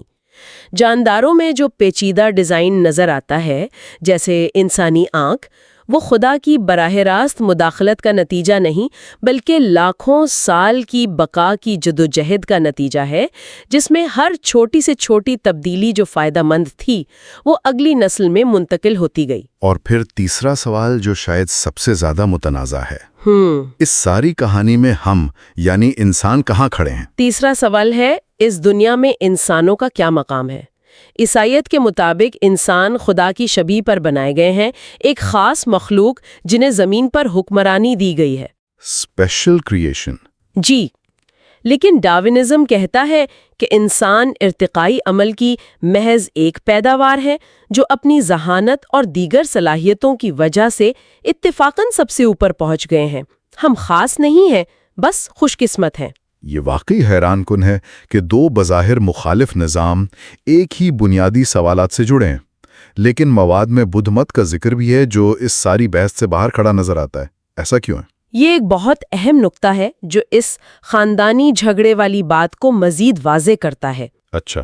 بدھ مت میں کائنات کو ازلی مانا جاتا ہے، نہ اس کی کوئی ابتدا ہے نہ انتہا، وہاں کوئی خالق خدا نہیں ہے۔ تو پھر تخلیق کا سوال ہی پیدا نہیں ہوتا۔ بالکل، اس لیے وہ سوالات جو عیسائیت اور ڈاروینزم کے درمیان اتنے شدید تنازع کا باعث بنتے ہیں، مثلاً کائنات کس نے بنائی، بدھ مت کے لیے غیر متعلقہ ہیں۔ تو یہ جھگڑا ان کا ہے ہی نہیں۔ جی، یہی وجہ ہے کہ ان کے درمیان تاریخی طور پر کوئی بڑا تصادم نہیں ہوا۔ مواد میں ایک اور کلاسک فلسفیانہ مسئلے کا ذکر ہے، مسئلہ شر یعنی پرابلم آف ایول۔ اگر خدا مہربان اور ہر چیز پر قادر ہیں تو دنیا میں اتنی تکلیف، بیماری اور بے رحمی کیوں ہیں؟ یہ عیسائیت کے لیے ہمیشہ سے ایک بہت بڑا چیلنج رہا ہے، اور ڈاروینزم نے اس کا ایک بہت طاقتور اگرچہ تکلیف دہ سائنسی جواب فراہم کیا۔ وہ کیسے؟ ڈارون نے خود لکھا تھا کہ وہ ایک ایسے خدا پر یقین نہیں کر سکتے جس نے عشق نومونیڈے نامی بھڑ بنائی ہو، ایک واسپ۔ اچھا، اس بھڑ میں کیا خاص بات تھی؟ وہ لکھتے ہیں کہ وہ اس خیال سے ہی کانپ جاتے تھے کہ کوئی مہربان خدا ایسی مخلوق بنائے گا جو اپنے انڈے ایک زندہ تتلی کے لاروے میں دیتی ہے تاکہ ان کے بچے اسے اندر سے زندہ کھا سکیں۔ ان کے لیے یہ قدرت کی بے رحمی کا ثبوت تھا، کسی ڈیزائن کا نہیں۔ قدرتی انتخاب کے تحت یہ بقا کی جدوجہد کا ایک لازمی اور شفاف حصہ ہے، نہ کہ کسی مہربان خدا کا منصوبہ۔ تو یہ مسئلہ شر والی بات پھر سے اسی خاندانی جھگڑے کی طرف لے آتی ہے۔ مذہب کہتا ہے کہ تکلیف ایک آزمائش ہے یا گناہ کا نتیجہ ہے، جبکہ ڈاروینزم کہتا ہے کہ یہ نظام کا حصہ ہے، کوئی خرابی نہیں۔ بالکل، دونوں ایک ہی درد کو الگ الگ کہانیوں سے سمجھا رہے ہیں، اور رچرڈ ڈاکنز جیسے جدید ملحدین آج بھی اسی نقطے کو مذہب کے خلاف اپنی سب سے مضبوط دلیل کے طور پر استعمال کرتے ہیں۔ تو یہ تو ہوئی فلسفیانہ بحث کہ ان نظریات کا مطلب کیا ہے، لیکن اصل دھماکہ تو تب ہوا جب ڈارون نے یہ سب براہ راست انسانوں پر لاگو کیا۔ جی ہاں، یہی وہ نقطہ ہے جہاں یہ بحث ذاتی اور جذباتی ہو جاتی ہے، جو ہمیں ہمارے مواد کے اگلے حصے کی طرف لے جاتا ہے۔ باب 6، انسانیت کا ارتقاء۔ بالکل، بہت سے لوگ پودوں یا جانوروں کے ارتقاء کو شاید ہضم کر لیں، لیکن جب بات انسانوں کی آتی ہے کہ ہم بندروں جیسے آبا و اجداد سے آئے ہیں، تو یہ بہت سے لوگوں کے لیے ایک ذاتی توہین اور مذہبی طور پر ناقابل قبول بن جاتا ہے۔ جی، 20ویں صدی کے اوائل میں امریکہ میں ہونے والا مشہور اسکوپس منکی ٹرائل اسی تنازع کی عکاسی کرتا ہے۔ بنیادی مسئلہ ہمیشہ سے آدم اور حوا کی خصوصی تخلیق کا رہا ہے، یہ عقیدہ کہ انسان جانوروں سے الگ اور افضل ہیں۔ ڈارون نے اپنی کتاب دی ڈسینٹ آف مین میں خاص طور پر انسانوں کے ارتقاء کے بارے میں کیا دلائل دیے تھے؟ کیا انہوں نے صرف ہڈیوں کی بات کی؟ نہیں، انہوں نے 3 مختلف زاویوں سے بات کی، اور تیسرا سب سے زیادہ دھماکہ خیز تھا۔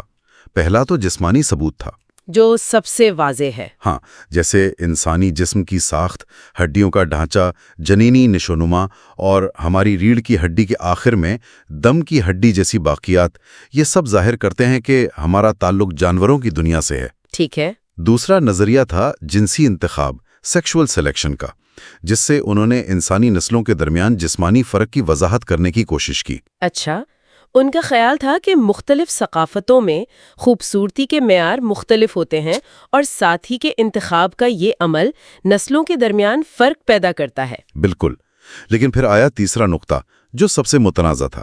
وہ کیا تھا؟ وہ ذہنی اور اخلاقی خصوصیات کے بارے میں تھا۔ ڈارون نے یہ جرت مندانہ دعویٰ کیا کہ انسانوں اور جانوروں کی ذہنی صلاحیتوں جیسے محبت، یادداشت، تجسس، یہاں تک کہ خوبصورتی کا احساس اور اخلاقیات میں صرف درجے کا فرق ہے، قسم کا نہیں۔ صرف درجے کا فرق؟ مطلب؟ یعنی یہ صلاحیتیں جانوروں میں بھی اپنی ابتدائی شکل میں موجود ہیں۔ انہوں نے یہ ثابت کرنے کے لیے اپنے پالتو کتوں کے رویے کا موازنہ وحشی انسانوں سے کیا، یہ دکھانے کے لیے کہ فرق مطلق نہیں ہے۔ میں سمجھ سکتا ہوں کہ اس زمانے میں لوگوں کو یہ بات کتنی ناگوار گزری ہوگی، یہ کہنا کہ ہمارے اخلاقیات اور ایک کتے کی وفاداری میں صرف درجے کا فرق ہے۔ یہ تو انسانیت کی پوری بنیاد پر حملہ تھا۔ تو جب یہ ایک کتاب سامنے آئی ہوگی تہلکہ مچ گیا ہوگا، رد عمل کیسا تھا؟ رد عمل بہت پیچیدہ اور منقسم تھا۔ سب سے حیران کن بات تو یہ تھی کہ ارتقاء کے شریک بانی الفریڈ رسل والیس نے بھی انسانی ذہن کے قدرتی ارتقاء کو مسترد کر دیا۔ انہوں نے بھی؟ کیوں؟ غیر معمولی ہے کہ اسے کسی بالادست ذہانت نے بنایا ہوگا۔ دوسری طرف الزبتھ کے ڈی سٹانٹن جیسے حقوق نسواں کی علمبرداروں نے اسے خوش آمدید کہا تاکہ بائبل پر مبنی خواتین کے کمتر درجے کے تصورات کو چیلنج کیا جا سکے۔ اور کچھ لوگوں نے تو اسے اپنے فائدے کے لیے بھی استعمال کیا۔ بالکل، صنعت کار اینڈریو کارنیگی جیسے لوگوں نے تو اسے ایک نئے مذہب کی طرح اپنا لیا جسے وہ سوشل ڈارونزم کہتے تھے، اور اس نے انہیں پرانے مذہبی عقائد سے نجات دلا دی۔ لیکن ایک بہت بڑا مسئلہ تھا، اس وقت انسانی ارتقاء کے لیے فاسلز کے ثبوت تو نہ ہونے کے برابر تھے۔ جی، ناقدین ہمیشہ ہی کہتے ہوں گے کہ اگر انسان ارتقاء سے گزرے ہیں تو گمشدہ کڑیاں یعنی مسنگ لنکس کہاں ہیں؟ یہ ایک بہت بڑا چیلنج تھا، اور کئی دہائیوں تک ارتقاء کے حامیوں کے پاس اس کا کوئی ٹھوس جواب نہیں تھا۔ لیکن پھر کچھ ایسے پرعزم لوگ آئے جنہوں نے تاریخ کا دھارا بدل دیا۔ ان میں سے ایک یوجین ڈوبوئس تھے۔ ہاں، ان کی کہانی تو کسی فلم کی طرح ہے۔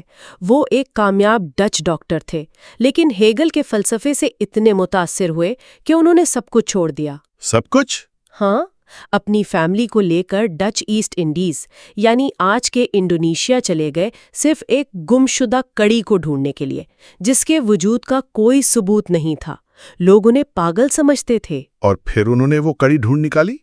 کئی سال کی اتھک محنت، بیماریوں اور مایوسی کے بعد 1891 میں انہوں نے وہ دریافت کیا جسے آج ہم جاوا مین کے نام سے جانتے ہیں۔ اچھا، یہ ایک کھوپڑی کا اوپری حصہ اور ایک ران کی ہڈی تھی جو ایک ایسی مخلوق کی تھی جو انسانوں کی طرح سیدھا چلتی تھی لیکن اس کا دماغ چھوٹا تھا۔ انہوں نے اسے پیتھیکینتھروپوس ایریکٹس یعنی سیدھا چلنے والا بن مانس انسان کا نام دیا۔ اس نے تو دنیا میں تہلکہ مچا دیا ہوگا۔ بالکل، اگرچہ بہت سے سائنسدانوں نے اسے قبول کرنے سے انکار کر دیا۔ اور پھر کہانی افریقہ منتقل ہو گئی۔ مواد کے مطابق ریمنڈ ڈاٹ کی دریافت نے سب کچھ بدل دیا۔ جی، 1924 میں جنوبی افریقہ میں ایک اناٹمی کے پروفیسر ریمنڈ ڈاٹ کو ایک بچے کی کھوپڑی کا فاسل ملا۔ یہ مشہور ٹینگ چائلڈ تھا۔ اس میں کیا خاص تھا؟ اس کا دماغ چھوٹا تھا لیکن اس کے دانت اور کھوپڑی کی ساخت انسانی تھی۔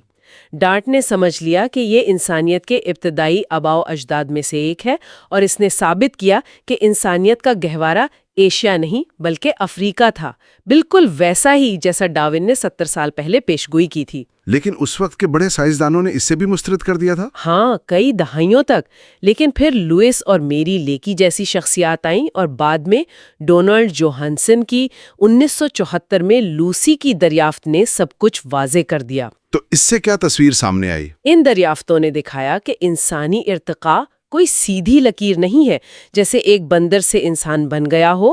یہ ایک سیڑھی نہیں ہے جس پر ہم چڑھتے گئے، بلکہ ایک جھاڑی کی طرح ہے۔ بالکل ایک گھنی جھاڑی کی طرح ہے جس کی بہت سی شاخیں تھیں اور ان میں سے زیادہ تر ختم ہو گئیں اور صرف ہماری والی شاخ آج تک باقی ہے۔ تو آج اتنے سارے فاسلز اور جینیاتی ثبوتوں کے بعد یہ بحث کہاں کھڑی ہے؟ کیا یہ صرف فاسلز تک محدود ہے؟ نہیں، آج یہ بحث فاسل سے بہت آگے نکل کر انسانی رویے، اخلاقیات اور یہاں تک کہ خود مذہبی عقیدے کی ارتقائی جڑوں تک پہنچ گئی ہے۔ مطلب؟ رچرڈ ڈاکنز جیسے سائنسدان اپنے خود غرض جین یعنی دی سیلفش جین کے نظریے کے ذریعے دلیل دیتے ہیں کہ ہمارا تمام رویہ، ہماری محبت، ہماری نفرت، ہماری قربانی، یہاں تک کہ ہمارا خدا پر یقین، یہ سب کچھ یہ سب بآخر صرف جینز کی اپنی بقا کو یقینی بنانے کی حکمت عملیوں کا نتیجہ ہے۔ ان کے نزدیک مذہب ایک خطرناک وائرس یا ایک ارتقائی ضمنی پیداوار ہے جسے اب انسانیت کو ترک کر دینا چاہیے۔ یہ تو بالکل وہی خوف ہے جس کا اظہار 1500 سال پہلے ڈارون کے ناقدین نے کیا تھا کہ یہ نظریہ انسان کی روح، اس کی اخلاقی قدر اور اس کی خدائی اصلیت کو ختم کر دے گا۔ جی، بحث گھوم پھر کر وہیں آ گئی ہے۔ بالکل وہیں آ گئی ہے۔ تو ان ذرائع سے گزرنے کے بعد یہ واضح ہو جاتا ہے کہ ڈارونزم اور مذہب کے درمیان تعلق محض مخالفت کا نہیں ہے، یہ ایک گہری فلسفیانہ اور تاریخی کہانی ہے جو ان بنیادی سوالات کے گرد گھومتی ہے کہ ہم کون ہیں، ہم یہاں کیوں ہیں اور ہم کہاں سے آئے ہیں۔ جی ہاں، یہ بحث صرف حیاتیات کے بارے میں نہیں ہے، یہ انسانیت کے معنی اور ہماری شناخت کے بارے میں ہے۔ یہ اس سوال کے بارے میں ہے کہ انسان ہونا کیا ہے۔ آخر میں ہمارے سامعین کے لیے ایک سوچ، اس پورے مواد سے یہ بات واضح ہے کہ یہ بحث ہمیشہ اس بات پر مرکوز رہی ہے کہ انسان ہونے کا کیا مطلب ہے۔ جی، آج جب سائنس ہمارے رویے، ہمارے ذہن اور یہاں تک کہ ہماری اخلاقیات کے بارے میں مزید حیاتیاتی وضاحتیں پیش کر رہی ہے تو بنیادی سوال وہی رہتا ہے، شاید پہلے سے بھی زیادہ اہم ہو کر، سائنسی وضاحت کی حد کہاں ختم ہوتی ہے اور ایمان کی دنیا اگر کوئی ہے تو کہاں سے شروع ہوتی ہے۔ کتاب کا 7واں باب ہے، جنس اور صنفی امتیاز۔ جی، باب 7 اس کی شروعات ہوتی ہے بائبل کی کتاب پیدائش سے، اور وہیں پر اس پوری بحث کی آپ کہیں بنیاد رکھی گئی ہے۔ اچھا، دلچسپ بات یہ ہے کہ وہاں تخلیق کی ایک نہیں بلکہ 2 کہانیاں ہیں۔ پہلی کہانی میں کہا گیا ہے کہ خدا نے مرد اور عورت کو ایک ساتھ اپنی شبیہہ پر بنایا، یعنی دونوں برابر ہیں، سیدھی سی بات ہے۔ بالکل، یہاں واضح طور پر برابری کا پیغام ہے، لیکن پھر فوراً بعد دوسری کہانی آتی ہے جو زیادہ مشہور ہے، آدم کی پسلی سے حوا کو بنانے والی۔ جی وہی، اور اچانک برابری کا تصور ایک درجہ بندی میں بدل جاتا ہے۔ مرد اول ہے، عورت اس سے نکلی ہے، اس کا حصہ ہے۔ اچھا، اور کتاب کہتی ہے کہ یہی 2 متضاد خیالات، اخلاقی برابری اور عملی درجہ بندی، تقریباً ہر مذہبی روایت میں ایک مستقل کشمکش کی طرح چلتے ہیں۔ یہ تو کمال کی بات ہے، یعنی شروع سے ہی ایک تضاد موجود ہے۔ بالکل، ایک طرف تو کہا جا رہا ہے کہ سب برابر ہیں، لیکن دوسری طرف حوا، دلیلہ یا بتسوا جیسی کہانیوں کے ذریعے عورت کو یا تو کمزور دکھایا گیا یا گناہ پر اکسانے والی یا پھر خطرناک۔ بالکل، ان کہانیوں نے صدیوں تک ثقافت پر گہرے اثرات مرتب کیے، لیکن جیسا کہ ماخذ بتاتا ہے، تصویر اتنی سادہ بھی نہیں ہے۔ مطلب اسی روایت میں آپ کو یہودیت، جودت جیسی ہیروئن بھی ملتی ہے جو اپنی قوم کو بچانے کے لیے دشمن جنرل کا سر قلم کر دیتی ہے، یا روتھ جیسی خاتون جس کی وفاداری ایک مثال بن جاتی ہے، اور مریم مگدلینی بھی۔ بالکل، یہ نہیں بھولنا چاہیے کہ عیسائیت کے سب سے بڑے معجزے یعنی حضرت عیسیٰ کے دوبارہ زندہ ہونے کی پہلی گواہ اور پہلی مبلغ ایک عورت مریم مگدلینی تھی۔ تو یہ کشمکش صرف عیسائیت یا یہودیت تک محدود نہیں ہے، کتاب دوسرے مذاہب کا بھی ذکر کرتی ہے۔ جی ہاں، بالکل، ہندو مت کو ہی دیکھ لیں، ایک طرف تو شیو اور شکتی کا تصور ہے، طاقتور دیویاں ہیں، لیکن دوسری طرف سماجی سطح پر منوسمرتی جیسے قانون اور ستی جیسی خوفناک رسومات بھی تھیں۔ یہ کیسے ممکن ہے کہ ایک ہی ثقافت میں عورت کو دیوی بھی مانا جائے اور اسے زندہ جلانے پر بھی مجبور کیا جائے؟ یہی تو اس بحث کا سب سے دلچسپ پہلو ہے۔ اسی طرح اسلام میں قرآن کہتا ہے کہ آدم اور حوا دونوں سے غلطی ہوئی اور دونوں کو معافی ملی، اور یہ کہ دونوں ایک جان سے پیدا ہوئے، جو برابری کی دلیل ہے۔ جی، لیکن ساتھ ہی ایک آیت مردوں کو عورتوں پر ایک درجہ فضیلت دیتی ہے جس کی تشریح صدیوں سے بحث کا موضوع رہی ہے۔ اور بدھ مت، اس کا تو مقصد ہی خواہشات سے نجات ہے، تو وہاں بھی صنفی امتیاز ہے۔ نظریاتی طور پر تو بدھ مت جنس سے بالاتر ہونے کی بات کرتا ہے اور عورتیں بھی نروان حاصل کر سکتی ہیں، لیکن عملی طور پر زیادہ تر خانقاہی نظام مردوں کے زیر انتظام رہے ہیں، تو وہ سماجی درجہ بندی وہاں بھی نظر آتی ہے۔ ٹھیک ہے، یہاں تک تو بات سمجھ آتی ہے، لیکن یہاں سے کہانی ایک حیران کن موڑ لیتی ہے۔ ہم عام طور پر سوچتے ہیں کہ سائنس آئی اور اس نے ان تمام مذہبی تصورات کو چیلنج کرنا شروع کر دیا، لیکن کتاب کہتی ہے کہ ایسا نہیں ہوا۔ جی نہیں، سائنس نے شروع میں ان خیالات کو مزید مضبوط کیا۔ یہ کیسے ہو سکتا ہے؟ یہ واقعی اس باب کا سب سے چونکا دینے والا نقطہ ہے۔ دیکھیں، 2000 سال تک مغربی دنیا پر ارسطو کی حیاتیات کا غلبہ رہا۔ ارسطو کا؟ جی، اور ارسطو کا کہنا تھا کہ عورت ایک نامکمل مرد ہے۔ اس کا خیال تھا کہ تولید میں مرد فعال تخلیقی قوت فراہم کرتا ہے، جبکہ عورت صرف ایک غیر فعال برتن کی طرح مواد فراہم کرتی ہے۔ اچھا، اس نے مردانہ صفات جیسے عقلیت کو زنانہ صفات جیسے جذباتیت سے برتر قرار دیا۔ یہ خالصتاً سائنسی نظریات تھے، لیکن انہوں نے مذہبی درجہ بندی کو ایک بائیولوجیکل بنیاد فراہم کر دی۔ ایک منٹ، یہ تو بہت حیران کن بات ہے۔ یعنی سائنس نے صدیوں تک مذہبی درجہ بندی کو مزید تقویت دی۔ یہ تو پوری کہانی کو الٹ دیتا ہے نا؟ بالکل، یہاں تک کہ سائنسی انقلاب کے دوران بھی جب لوگ چرچ کو چیلنج کر رہے تھے، وہ صنفی امتیاز پر سوال نہیں اٹھا رہے تھے۔ اچھا، ابتدائی خوردبینوں کے ذریعے جب نطفے کو دیکھا گیا تو کچھ سائنسدانوں نے دعویٰ کیا کہ اس کے اندر ایک پورا چھوٹا سا انسان، ایک ہومیونکلس، پہلے سے موجود ہے۔ تو اس سے مرد کا کردار اور بھی مرکزی ہو گیا۔ جی بالکل۔ تو پھر یہ سوچ بدلی کب؟ اس میں تبدیلی کب آنا شروع ہوئی؟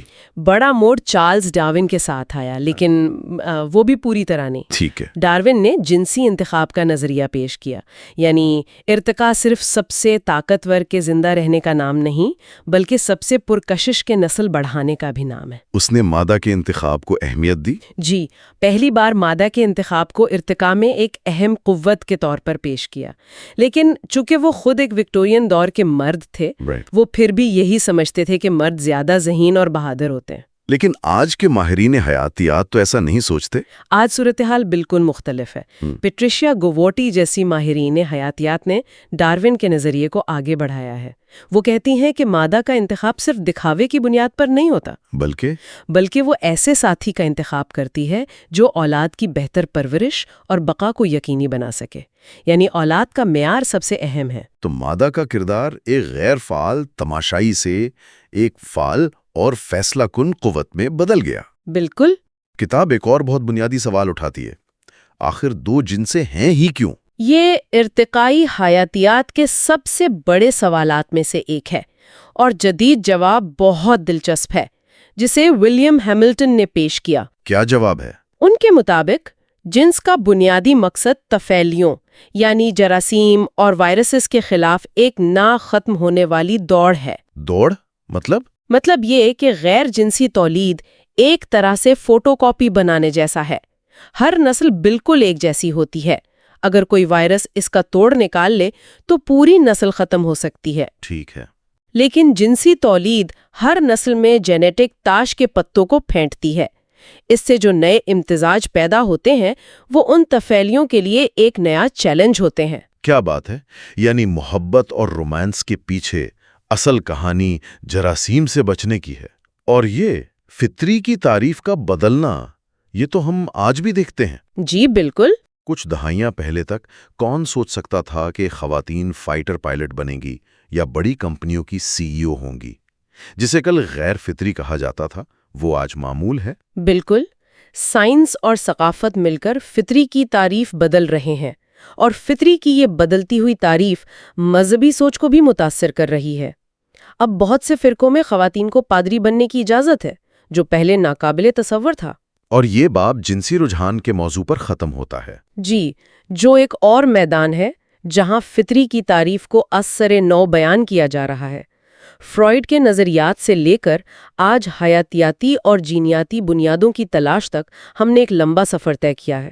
اور فطری کی تعریف کو بدلنے کی یہ کوشش ہمیں براہ راست اگلے باب کے خطرناک موضوع کی طرف لے جاتی ہے، یعنی نہ صرف فطرت کو سمجھنا بلکہ اسے اپنی مرضی کے مطابق بہتر بنانا۔ اور یہی ہمیں کتاب کے 8ویں باب تک لے آتا ہے، یوں پیدائش، جینیات اور خدا کا کردار ادا کرنا۔ یہ عنوان ہی استعارہ انگیز ہے۔ جی، باب 8، اور یہ براہ راست 20ویں صدی کی ایک بہت تاریخ سے جڑا ہے۔ یو پیدائش یعنی یوجینکس کی اصطلاح ڈارون کے کزن فرانسس گالٹن نے ایجاد کی تھی۔ اور نظریہ کیا تھا؟ نظریہ بہت سادہ اور بظاہر منطقی تھا، جیسے ہم بہترین جانوروں کی افزائش کر کے اچھی نسلیں پیدا کرتے ہیں، ویسے ہی انسانوں میں بھی کیا جا سکتا ہے۔ قابل لوگوں کو زیادہ بچے پیدا کرنے کی ترغیب دی جائے اور نااہل لوگوں کو روکا جائے۔ یعنی سیدھے الفاظ میں یہ انسانوں پر جانوروں کی افزائش کے اصول لاگو کرنے جیسا تھا کہ اچھے سٹاک کو بڑھایا جائے اور کمزور کو ختم کیا جائے۔ یہ سننے میں ہی بہت خطرناک لگتا ہے۔ اور یہ کوئی معمولی یا غیر اہم خیال نہیں تھا۔ مینڈلن جینیات کی دوبارہ دریافت کے بعد اسے زبردست سائنسی ساخت مل گئی۔ یہ امریکہ اور شمالی یورپ میں ایک مرکزی دھارے کی سائنس بن گئی۔ اور اس پر مذہبی رد عمل کیسا تھا؟ کیا مذہبی رہنماؤں نے اس کی مخالفت کی؟ یہاں بھی تصویر پیچیدہ ہے۔ کیتھولک چرچ زندگی کے تقدس کی بنیاد پر اس کا سب سے بڑا اور مستقل مخالف رہا۔ لیکن حیرت انگیز طور پر بہت سے لبرل پروٹسٹنٹ پادریوں نے یوجینیشیا کی بھرپور حمایت کی۔ کتاب میں ذکر ہے کہ امریکہ میں اس موضوع پر واز کے مقابلے کروائے جاتے تھے۔ واز کے مقابلے؟ ناقابل یقین ہے۔ جی، وہ اسے خدا کی بادشاہت کو زمین پر لانے کا ایک سائنٹیفک طریقہ سمجھتے تھے۔ تو اس نظریے کے عملی نتائج کیا نکلے؟ نتائج خوفناک تھے۔ امریکہ کی 30 سے زیادہ ریاستوں میں جبری نسبندی کے قوانین منظور کیے گئے۔ اس کی انتہا 1927 میں سپریم کورٹ کے کیس بک مقابلہ بیل میں ہوئی۔ اس کیس میں کیا ہوا؟ اس کیس میں کیری بک نامی ایک غریب لڑکی کی جبری نسبندی کی اجازت دی گئی۔ جسٹس اولیور وینڈل ہومز نے فیصلے میں جو لکھا وہ آج بھی دل دہلا دیتا ہے۔ کیا لکھا تھا انہوں نے؟ انہوں نے لکھا، یہ پوری دنیا کے لیے بہتر ہے کہ معاشرہ نااہل لوگوں کو اپنی نسل آگے بڑھانے سے روکے۔ 3 نسلوں کے ذہنی معذور کافی ہیں۔ یہ جملہ سن کر تو رونگٹے کھڑے ہو جاتے ہیں۔ بالکل۔ اور اس فیصلے کے بعد 60,000 سے زیادہ امریکیوں کی ان کی رضامندی کے بغیر نسل بندی کی گئی۔ پروپیگنڈا فلمیں بنی جو معذور نوزائیدہ بچوں کو مرنے دینے کی ترغیب دیتی تھیں۔ تو یہ تھی پرانی یوجینیشیا۔ کتاب اسے آج کی جدید جینیات سے کیسے جوڑتی ہے، جسے کچھ لوگ نئی یوجینیشیا کہتے ہیں؟ مقاصد حیرت انگیز طور پر ملتے جلتے ہیں، موروثی بیماریوں کا خاتمہ، لیکن اوزار بہت مختلف اور زیادہ طاقتور ہیں۔ مطلب جینیاتی ٹیسٹنگ، CRISPR جیسی ٹیکنالوجی؟ جی، حامی کہتے ہیں کہ یہ بہتر سائنس ہے اور یہ جبری نہیں بلکہ رضاکارانہ ہے۔ لوگ اپنی مرضی سے انتخاب کرتے ہیں، لیکن ناقدین کہتے ہیں کہ سماجی دباؤ بھی ایک قسم کا جبر ہی ہے۔ اس سلسلے میں کتاب میں سارڈینیا کی مثال دی گئی ہے جو بہت طاقتور ہے۔ جی، سارڈینیا میں بیٹا تھیلیسیمیا نامی ایک موروثی خون کی بیماری بہت عام تھی۔ جینیاتی اسکریننگ اور مشاورت کے بعد اس بیماری کے کیسز میں 95% کمی آ گئی۔ لیکن یہ کمی کیسے آئی؟ کیونکہ 99% جوڑوں نے جن کے بچے کو یہ بیماری ہونے کا خطرہ تھا، پیدائش سے پہلے کی تشخیص کے بعد اسقاط حمل کا انتخاب کیا۔ اور یہیں پر مرکزی اخلاقی مخمصہ سامنے آتا ہے۔ بالکل، ایک شخص کا علاج دوسرے کا خاتمہ بن جاتا ہے، اور یہیں پر مذہبی دنیا سب سے زیادہ منقسم نظر آتی ہے، خاص طور پر اسقاط حمل کے سوال پر۔ ٹھیک ہے، باب میں GMO پودوں اور جانوروں کی ترمیم کا بھی ذکر ہے۔ کیا وہاں بھی خدا کا کردار ادا کرنے کا یہی خدشہ پایا جاتا ہے؟ دلچسپ بات یہ ہے کہ وہاں یہ خدشہ بہت کم ہے۔ GMO فصلوں پر بحث زیادہ تر ماحولیاتی اور معاشی خدشات پر مبنی ہے، مذہبی دلائل بہت کم ہیں۔ اور جانوروں کے بارے میں؟ جہاں تک جانوروں کی بات ہے، جب تک مقصد طبی تحقیق یا زرعی پیداوار کو بڑھانا ہو، مذاہب کی طرف سے بہت کم منظم مخالفت ہے۔ کتاب میں ایک طنزیہ کہانی کا ذکر ہے، ایک ایسی گائے کے بارے میں جسے جینیاتی طور پر ایسا بنایا گیا ہے کہ وہ کھائی جانا چاہتی ہے۔ یہ تو مذاق میں ایک بہت گہرا سوال ہے۔ جی، کہ انسانیت کیا ہے اور جانوروں کے ساتھ ہمارا کیا رشتہ ہونا چاہیے۔ تو اس باب کے آخر میں کیا کوئی اتفاق رائے ہے؟ کتاب ہمیں کہاں چھوڑتی ہے؟ یہ ایک بہت ہی نازک اور محدود اتفاق رائے کی طرف اشارہ کرتی ہے۔ تقریباً تمام سائنسدان اور مذہبی رہنما اس بات پر متفق ہیں کہ 20ویں صدی کی جبری پیدائش غلط تھی۔ لیکن بیماری کے علاج اور انسانی خصوصیات کو بڑھانے کے درمیان کی لکیر بہت دھندلی ہے۔ بالکل، یہ لکیر بہت دھندلی ہے اور یہیں پر خطرہ چھپا ہے۔ کون فیصلہ کرے گا کہ کون سی زندگی قابل قدر ہے اور کون سی نہیں؟ اور ٹیڈ پیٹرز جیسے مفکرین جن کا ذکر ہے وہ تو اسے ایک قدم اور آگے لے جاتے ہیں۔ جی، وہ کہتے ہیں کہ خدا نے ہمیں عقل اور علم دیا ہے، لہٰذا مصائب کو کم کرنے اور دنیا کو بہتر بنانے کے لیے خدا کے ساتھ مل کر تخلیق کرنا ہمارا اخلاقی فرض ہے۔ یہ ایک طاقتور لیکن بہت متنازع نظریہ ہے۔ جی، کیونکہ یہ ہمیں سیدھا ڈیزائنر بچوں اور انسانی ارتقاء کو اپنے ہاتھ میں لینے کے سوالات تک لے جاتا ہے۔ تو اس سب کا کیا مطلب ہے؟ ہم نے تخلیق کی قدیم کہانیوں سے لے کر ڈی این اے کے ڈبل ہیلکس تک کا ایک لمبا سفر کیا ہے۔ ایسا لگتا ہے کہ سائنس اور مذہب دونوں کوئی جامد چیزیں نہیں ہیں، بلکہ زندہ روایات ہیں جو مسلسل اس سوال سے نبٹ آزما ہے کہ انسان ہونے کے کیا معنی ہیں۔ بالکل۔ دونوں نے جنس، قابلیت اور فطری ہونے کے بارے میں طے شدہ اور بعض اوقات بہت متعصبانہ نظریات سے آغاز کیا، اور دونوں کو نئے علم اور نئی سماجی حقیقتوں کا سامنا کرتے ہوئے خود کو بدلنا پڑا ہے۔ اور یوپی داعش کی تاریخ ایک انتباہی کہانی ہے۔ ایک بہت طاقتور انتباہی کہانی۔ یہ ہمیں بتاتی ہے کہ جب ہم یہ دعویٰ کرتے ہیں کہ ہمیں حتمی سچائی مل گئی ہے تو ہم کتنے خطرناک ہو سکتے ہیں، چاہے وہ سائنس ہو یا مذہب۔ کتاب کا اختتام قدیم یونانی فلسفی ہیراکلائٹس کے قول پر ہوتا ہے: سب کچھ بہتا ہے، کچھ بھی ٹھہرا نہیں رہتا، جو ہمیں ایک آخری سوچ کی طرف لے جاتا ہے۔ اور وہ سوچ یہ ہے کہ جیسے جیسے ہمیں اپنی حیاتیات کو دوبارہ لکھنے کی طاقت مل رہی ہے، مذہب کے وہ پرانے سوالات، مقصد کیا ہے، وقار کا کیا مطلب ہے، کیا مصیبت میں کوئی قدر ہو سکتی ہے، وہ غائب نہیں ہو رہے، بلکہ وہ اور بھی زیادہ اہم ہو گئے ہیں۔ جی، وہ اور بھی زیادہ اہم اور بھی زیادہ فوری ہو گئے ہیں۔ اب اشتعال انگیز سوال صرف یہ نہیں ہے کہ کیا ہم کچھ کر سکتے ہیں، بلکہ یہ کہ اگر ہم کرتے ہیں تو ہم کس قسم کے انسانیت کا انتخاب کر رہے ہیں۔ باب 9 تو باب 9 کا عنوان ہے زمین پر زندگی، اور اس کا آغاز ایک غیر متوقع جگہ سے ہوتا ہے، پوپ فرانسس کے 2014 کے ایک خط سے، لاؤداتو سی۔ جب میں نے یہ پڑھا تو میں سوچ رہا تھا کہ ماحولیات پر ایک بحث کیتھولک چرچ کے سربراہ سے کیوں شروع ہو رہی ہے؟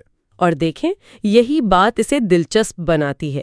پوپ کا یہ خط صرف آلودگی کم کرنے کی اپیل نہیں ہے، وہ اس مسئلے کو ایک بالکل مختلف زاویے سے دیکھ رہی ہیں۔ اچھا؟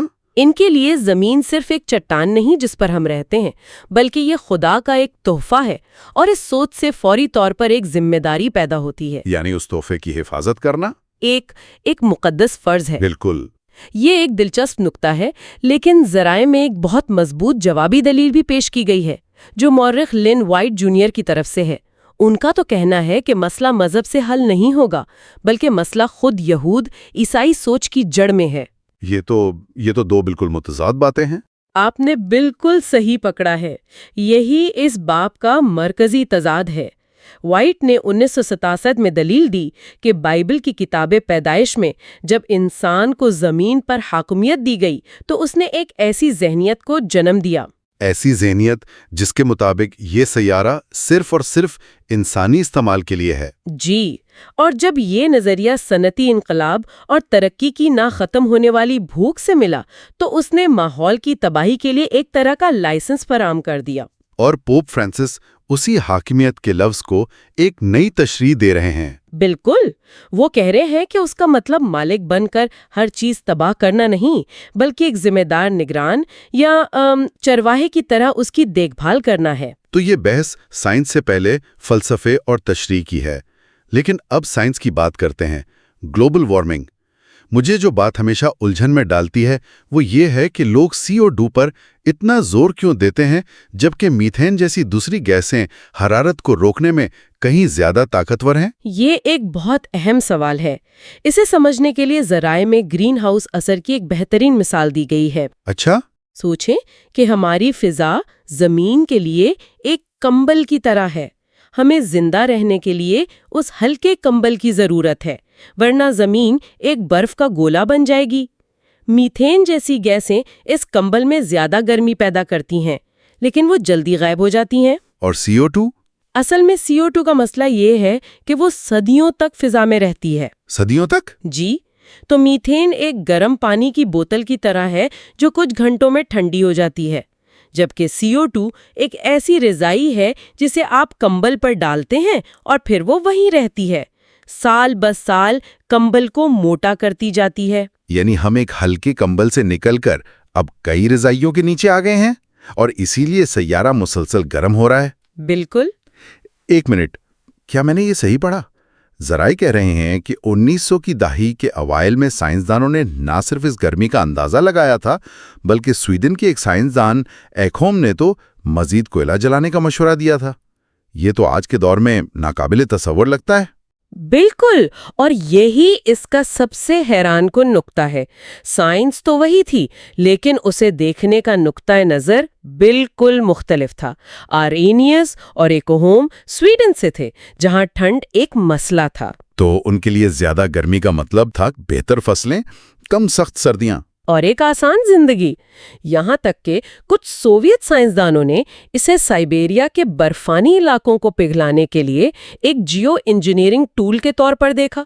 इससे ये पता चलता है कि साइंसी हकायक खुद अपनी जगह पर गैर जानिबदार होते हैं। जी, लेकिन हम उनके मानी अपनी जरूरियात और अपने माहौल के मुताबिक निकालते हैं। तो फिर वो लम्हा कब आया जब खतरे की घंटियां बजना शुरू हुई? वो कौन सा मोड़ था जहां ये अच्छी चीज एक खतरा बन गई? देखें, वो मोड़ आया था 50 की दहाई के आखिर में, जब किलिंग कर्व के नाम से मशहूर ग्राफ ने पहली बार दिखाया कि फिजा में CO2 की मिकदार न सिर्फ बढ़ रही है बल्कि बहुत तेजी से बढ़ रही है। अच्छा। फिर 60 और 70 की दहाई में मिखाइल बुडिंको जैसे साइंसदानों ने मॉडलिंग के जरिए बताया कि इसके नताइज कितने खतरनाक हो सकते हैं। आदाद-ओ-शुमार चौंका देने वाले हैं। क्या आदाद-ओ-शुमार हैं? सनती इनकलाब से पहले CO2 की सतह 280 पार्ट्स फी मिलियन थी। आज ये 400 से कहीं ज्यादा है। लेकिन असल मसला तब्दीली की रफ्तार है। रफ्तार? जराए के मुताबिक हम 1950 के मुकाबले में 6 गुना ज्यादा तेजी से फिजा में CO2 शामिल कर रहे हैं, और इसके असरात अब हमें रिकॉर्ड तोड़ गर्मी, खुश्क साली और सैंडी जैसे खौफनाक तूफानों की शक्ल में नजर आ रहे हैं। ये हमें वापस उसी सवाल पर ले आता है, जिम्मेदार कौन है? हमने लिन वाई जूनियर की दलील सुनी कि मजहब जिम्मेदार है। पोप फ्रांसिस का दिफा क्या है? पोप का दिफा बाइबल की गहरी तशरीह पर मबनी है। वो कहते हैं कि हाकमियत का मतलब इस्तेसाल नहीं है।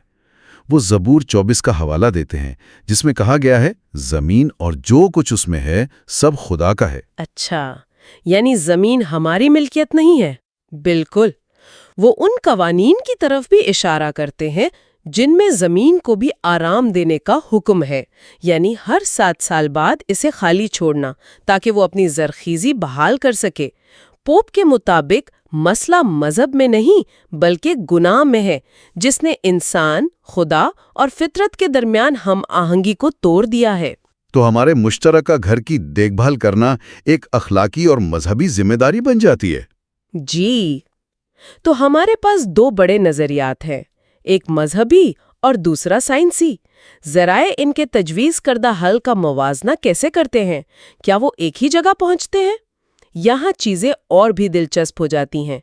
अमली सतह पर हल एक जैसे नजर आते हैं।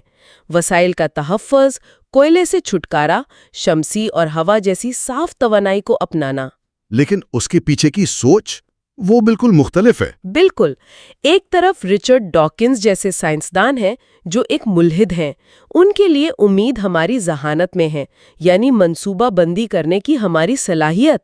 वो कहते हैं कि इर्तिका ने हमें ये सलाहियत हादसाती तौर पर दी है। ये एक ज़िम्नी पैदावार है, लेकिन अब यही हमारी वाहिद उम्मीद है। और दूसरी तरफ पोप फ्रांसिस भी इन्हीं अमली इक़दामात की बात करते हैं। जी, लेकिन वो उन्हें एक अखलाकी ढांचे में रखते हैं जिसकी बुनियाद मसावी कुर्बानी और खुदा की तमाम मखलूकात की देखभाल पर है। मजहब और साइंस के अलावा ज़राए एक तीसरे रास्ते का भी जिक्र करते हैं जो शायद इन दोनों से भी पुराना है, यानी बुत परस्ती और ज़मीन की पूजा का तसव्वुर। ये आलमी रूह یا مادر زمین کا خیال یہ کہاں سے آیا؟ اس کی جڑیں بہت گہری ہیں، افلاطون کے فلسفے سے لے کر ورڈزورتھ جیسے رومانوی شاعروں تک۔ اس کے مرکز میں یہ خیال ہے کہ زمین خود ایک واحد زندہ وجود ہے۔ اور یہ سوچ 20ویں صدی میں سائنسدان جیمز لوولاک کے گایا مفروضے کی شکل میں سامنے آئی۔ جی ہاں، گایا ہائپوتھیسس۔ گایا کا نظریہ یہ ہے کہ زمین کے تمام جاندار اور بے جان نظام مل کر ایک خودکار نظام بناتے ہیں جو سیارے پر زندگی کے لیے حالات کو موزوں رکھتا ہے۔ بالکل ایک زندہ جسم کی طرح۔ جی، جو اپنا درجہ حرارت خود کنٹرول کرتا ہے۔ یہ سننے میں تو بہت اچھا لگتا ہے، لیکن ذرائع بتاتے ہیں کہ ڈاکنز جیسے سائنسدانوں نے اس نظریے کو سختی سے مسترد کر دیا۔ کیوں؟ کیونکہ یہ نظریہ خود غرض جین کے تصور کے خلاف جاتا تھا۔ سیلفش جین۔ آسان لفظوں میں خود غرض جین کا نظریہ یہ ہے کہ ارتقاء کا ہیرو کوئی جانور یا پودا نہیں، بلکہ اس کے اندر موجود جینز ہیں۔ جینز کا صرف ایک مقصد ہے، اپنی زیادہ سے زیادہ کاپیاں بنانا۔ یہ انفرادی بقا کی ایک بے رحم جنگ ہے، نہ کہ سیارے کے اجتماعی تعاون کی کوئی خوبصورت کہانی۔ تو گایا کا نظریہ اس کے بالکل الٹ تھا۔ جی، لیکن پھر ذرائع میں ایک حیرت انگیز موڑ آتا ہے۔ یہ بتایا گیا ہے کہ گایا جیسی سوچ نے سائنس کو غیر متوقع طریقوں سے متاثر کیا۔ جی ہاں، اور یہ ایک شاندار مثال ہے۔ ماہر حیاتیات ولیم ہیملٹن، جنہوں نے خود غرض جین کے نظریے پر ڈاکنز کو بھی متاثر کیا، وہ گایا کے تصور سے متجسس تھے۔ انہوں نے سوچا کہ اگر زمین کے خودکار نظام ہے تو یہ بادل کیسے بناتی ہے تاکہ درجہ حرارت ٹھیک رہے؟ اچھا، یہ ایک دلچسپ سوال ہے۔ اس سوال نے انہیں سمندر میں موجود فائٹوپلینکٹن پر تحقیق کی طرف مائل کیا۔ انہوں نے دریافت کیا کہ یہ ننھے جاندار ایک گیس خارج کرتے ہیں جو بادل بننے میں مدد دیتی ہے، اور پھر انہوں نے اسے خود غرض جین کے ماڈل میں فٹ کر دیا۔ وہ کیسے؟ سمندر کی سطح پر موجود کلون بادل بنا کر سورج کی روشنی کو روکتے ہیں تاکہ نیچے موجود دوسرے کلونز کو ابھرنے کا موقع نہ ملے۔ تو یہاں ایک متنازع نظریے نے ایک ایسے سائنسی سوال کو جنم دیا جس کا جواب آخر کار روایتی سائنس کے اندر ہی مل گیا۔ یعنی چاہے بنیادی نظریہ غلط بھی ہو، وہ آپ کو صحیح سوالات پوچھنے پر مجبور کر سکتا ہے۔ باب کا اختتام ایک اور بڑی شخصیت E.O. ولسن کے ساتھ ہوتا ہے۔ وہ بھی غیر مومن ہے، لیکن ان کا نقطہ نظر ڈاکنز سے مختلف ہے۔ ولسن، جو چیونٹیوں پر اپنی تحقیق کے لیے مشہور ہیں، بائیوفیلیا کا نظریہ پیش کرتے ہیں۔ بائیوفیلیا؟ ان کا کہنا ہے کہ انسانوں کا فطرت کے ساتھ ایک جبلی، گہرا اور نفسیاتی تعلق ہے۔ ہم شہروں میں رہتے ہوئے بھی پارکوں، پودوں اور پالتو جانوروں کی طرف کھنچتے ہیں۔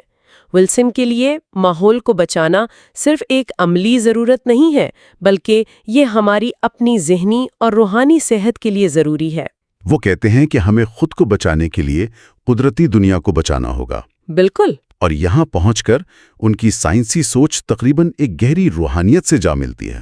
تو آخر میں ہم ایک ایسی جگہ پہنچتے ہیں جہاں ایک گہرے مذہبی رہنما پوپ فرانسس اور ایک سیکولر ماہر حیاتیات E.O. ولسن ایک ہی صفحے پر کھڑے ہیں۔ یہ واقعی قابل غور بات ہے۔ جی، اس کا مطلب ہے کہ اس مسئلے کو حل کرنے کے لیے آپ کو ایک ہی نظریے پر متفق ہونے کی ضرورت نہیں ہے۔ یہ بات ہمیں ہمارے اگلے باب کی طرف لے جاتی ہے۔ یہ جو نظریات کا ٹکراؤ ہم نے دیکھا ہے، یہ اتنا شدید کیوں رہا ہے؟ شاید اس کا کچھ اشارہ باب 10 میں ملے۔ باب 10 کا عنوان ہے کتابیاتی مضمون، یہاں سے کہاں دیکھنا ہے۔ عام طور پر ایسے ابواب صرف کتابوں کی ایک فہرست ہوتے ہیں، لیکن یہاں ایسا محسوس ہوتا ہے کہ یہ خود ایک دلیل پیش کر رہا ہے۔ بالکل۔ اس باب کا سب سے بڑا نقطہ یہ ہے کہ سائنس بمقابلہ مذہب کی جو لڑائی ہمیں میڈیا اور مقبول کتابوں میں دکھائی جاتی ہے، وہ ایک بہت پرانی اور حد سے زیادہ سادہ کہانی ہے۔ اچھا، یہ باب ہمیں ان ذرائع اور کتابوں کی طرف اشارہ کرتا ہے جو دکھاتی ہیں کہ تاریخ اس سے کہیں زیادہ پیچیدہ اور دلچسپ ہے۔ اس کی کوئی مثال دے سکتے ہیں؟ یہ اس سادہ کہانی کو کیسے چیلنج کرتا ہے؟ ایک بہترین مثال گیلیلیو کا واقعہ ہے۔ اسے اکثر سائنس پر مذہب کے حملے کی سب سے بڑی مثال کے طور پر پیش کیا جاتا ہے۔ جی، یہ تو سب جانتے ہیں۔ لیکن یہ باب ہمیں ان تاریخی کاموں کی طرف متوجہ کرتا ہے جو بتاتے ہیں کہ گیلیلیو کے واقعے سے صدیوں پہلے اور صدیوں بعد تک کیتھولک چرچ فلکیات اور دیگر علوم کا سب سے بڑا سرپرست تھا۔ زیادہ تر سائنسدان خود گہرے مذہبی لوگ تھے۔ تو ایک واقعے کو پوری تاریخ پر لاگو کرنا گمراہ کن ہے۔ یقیناً۔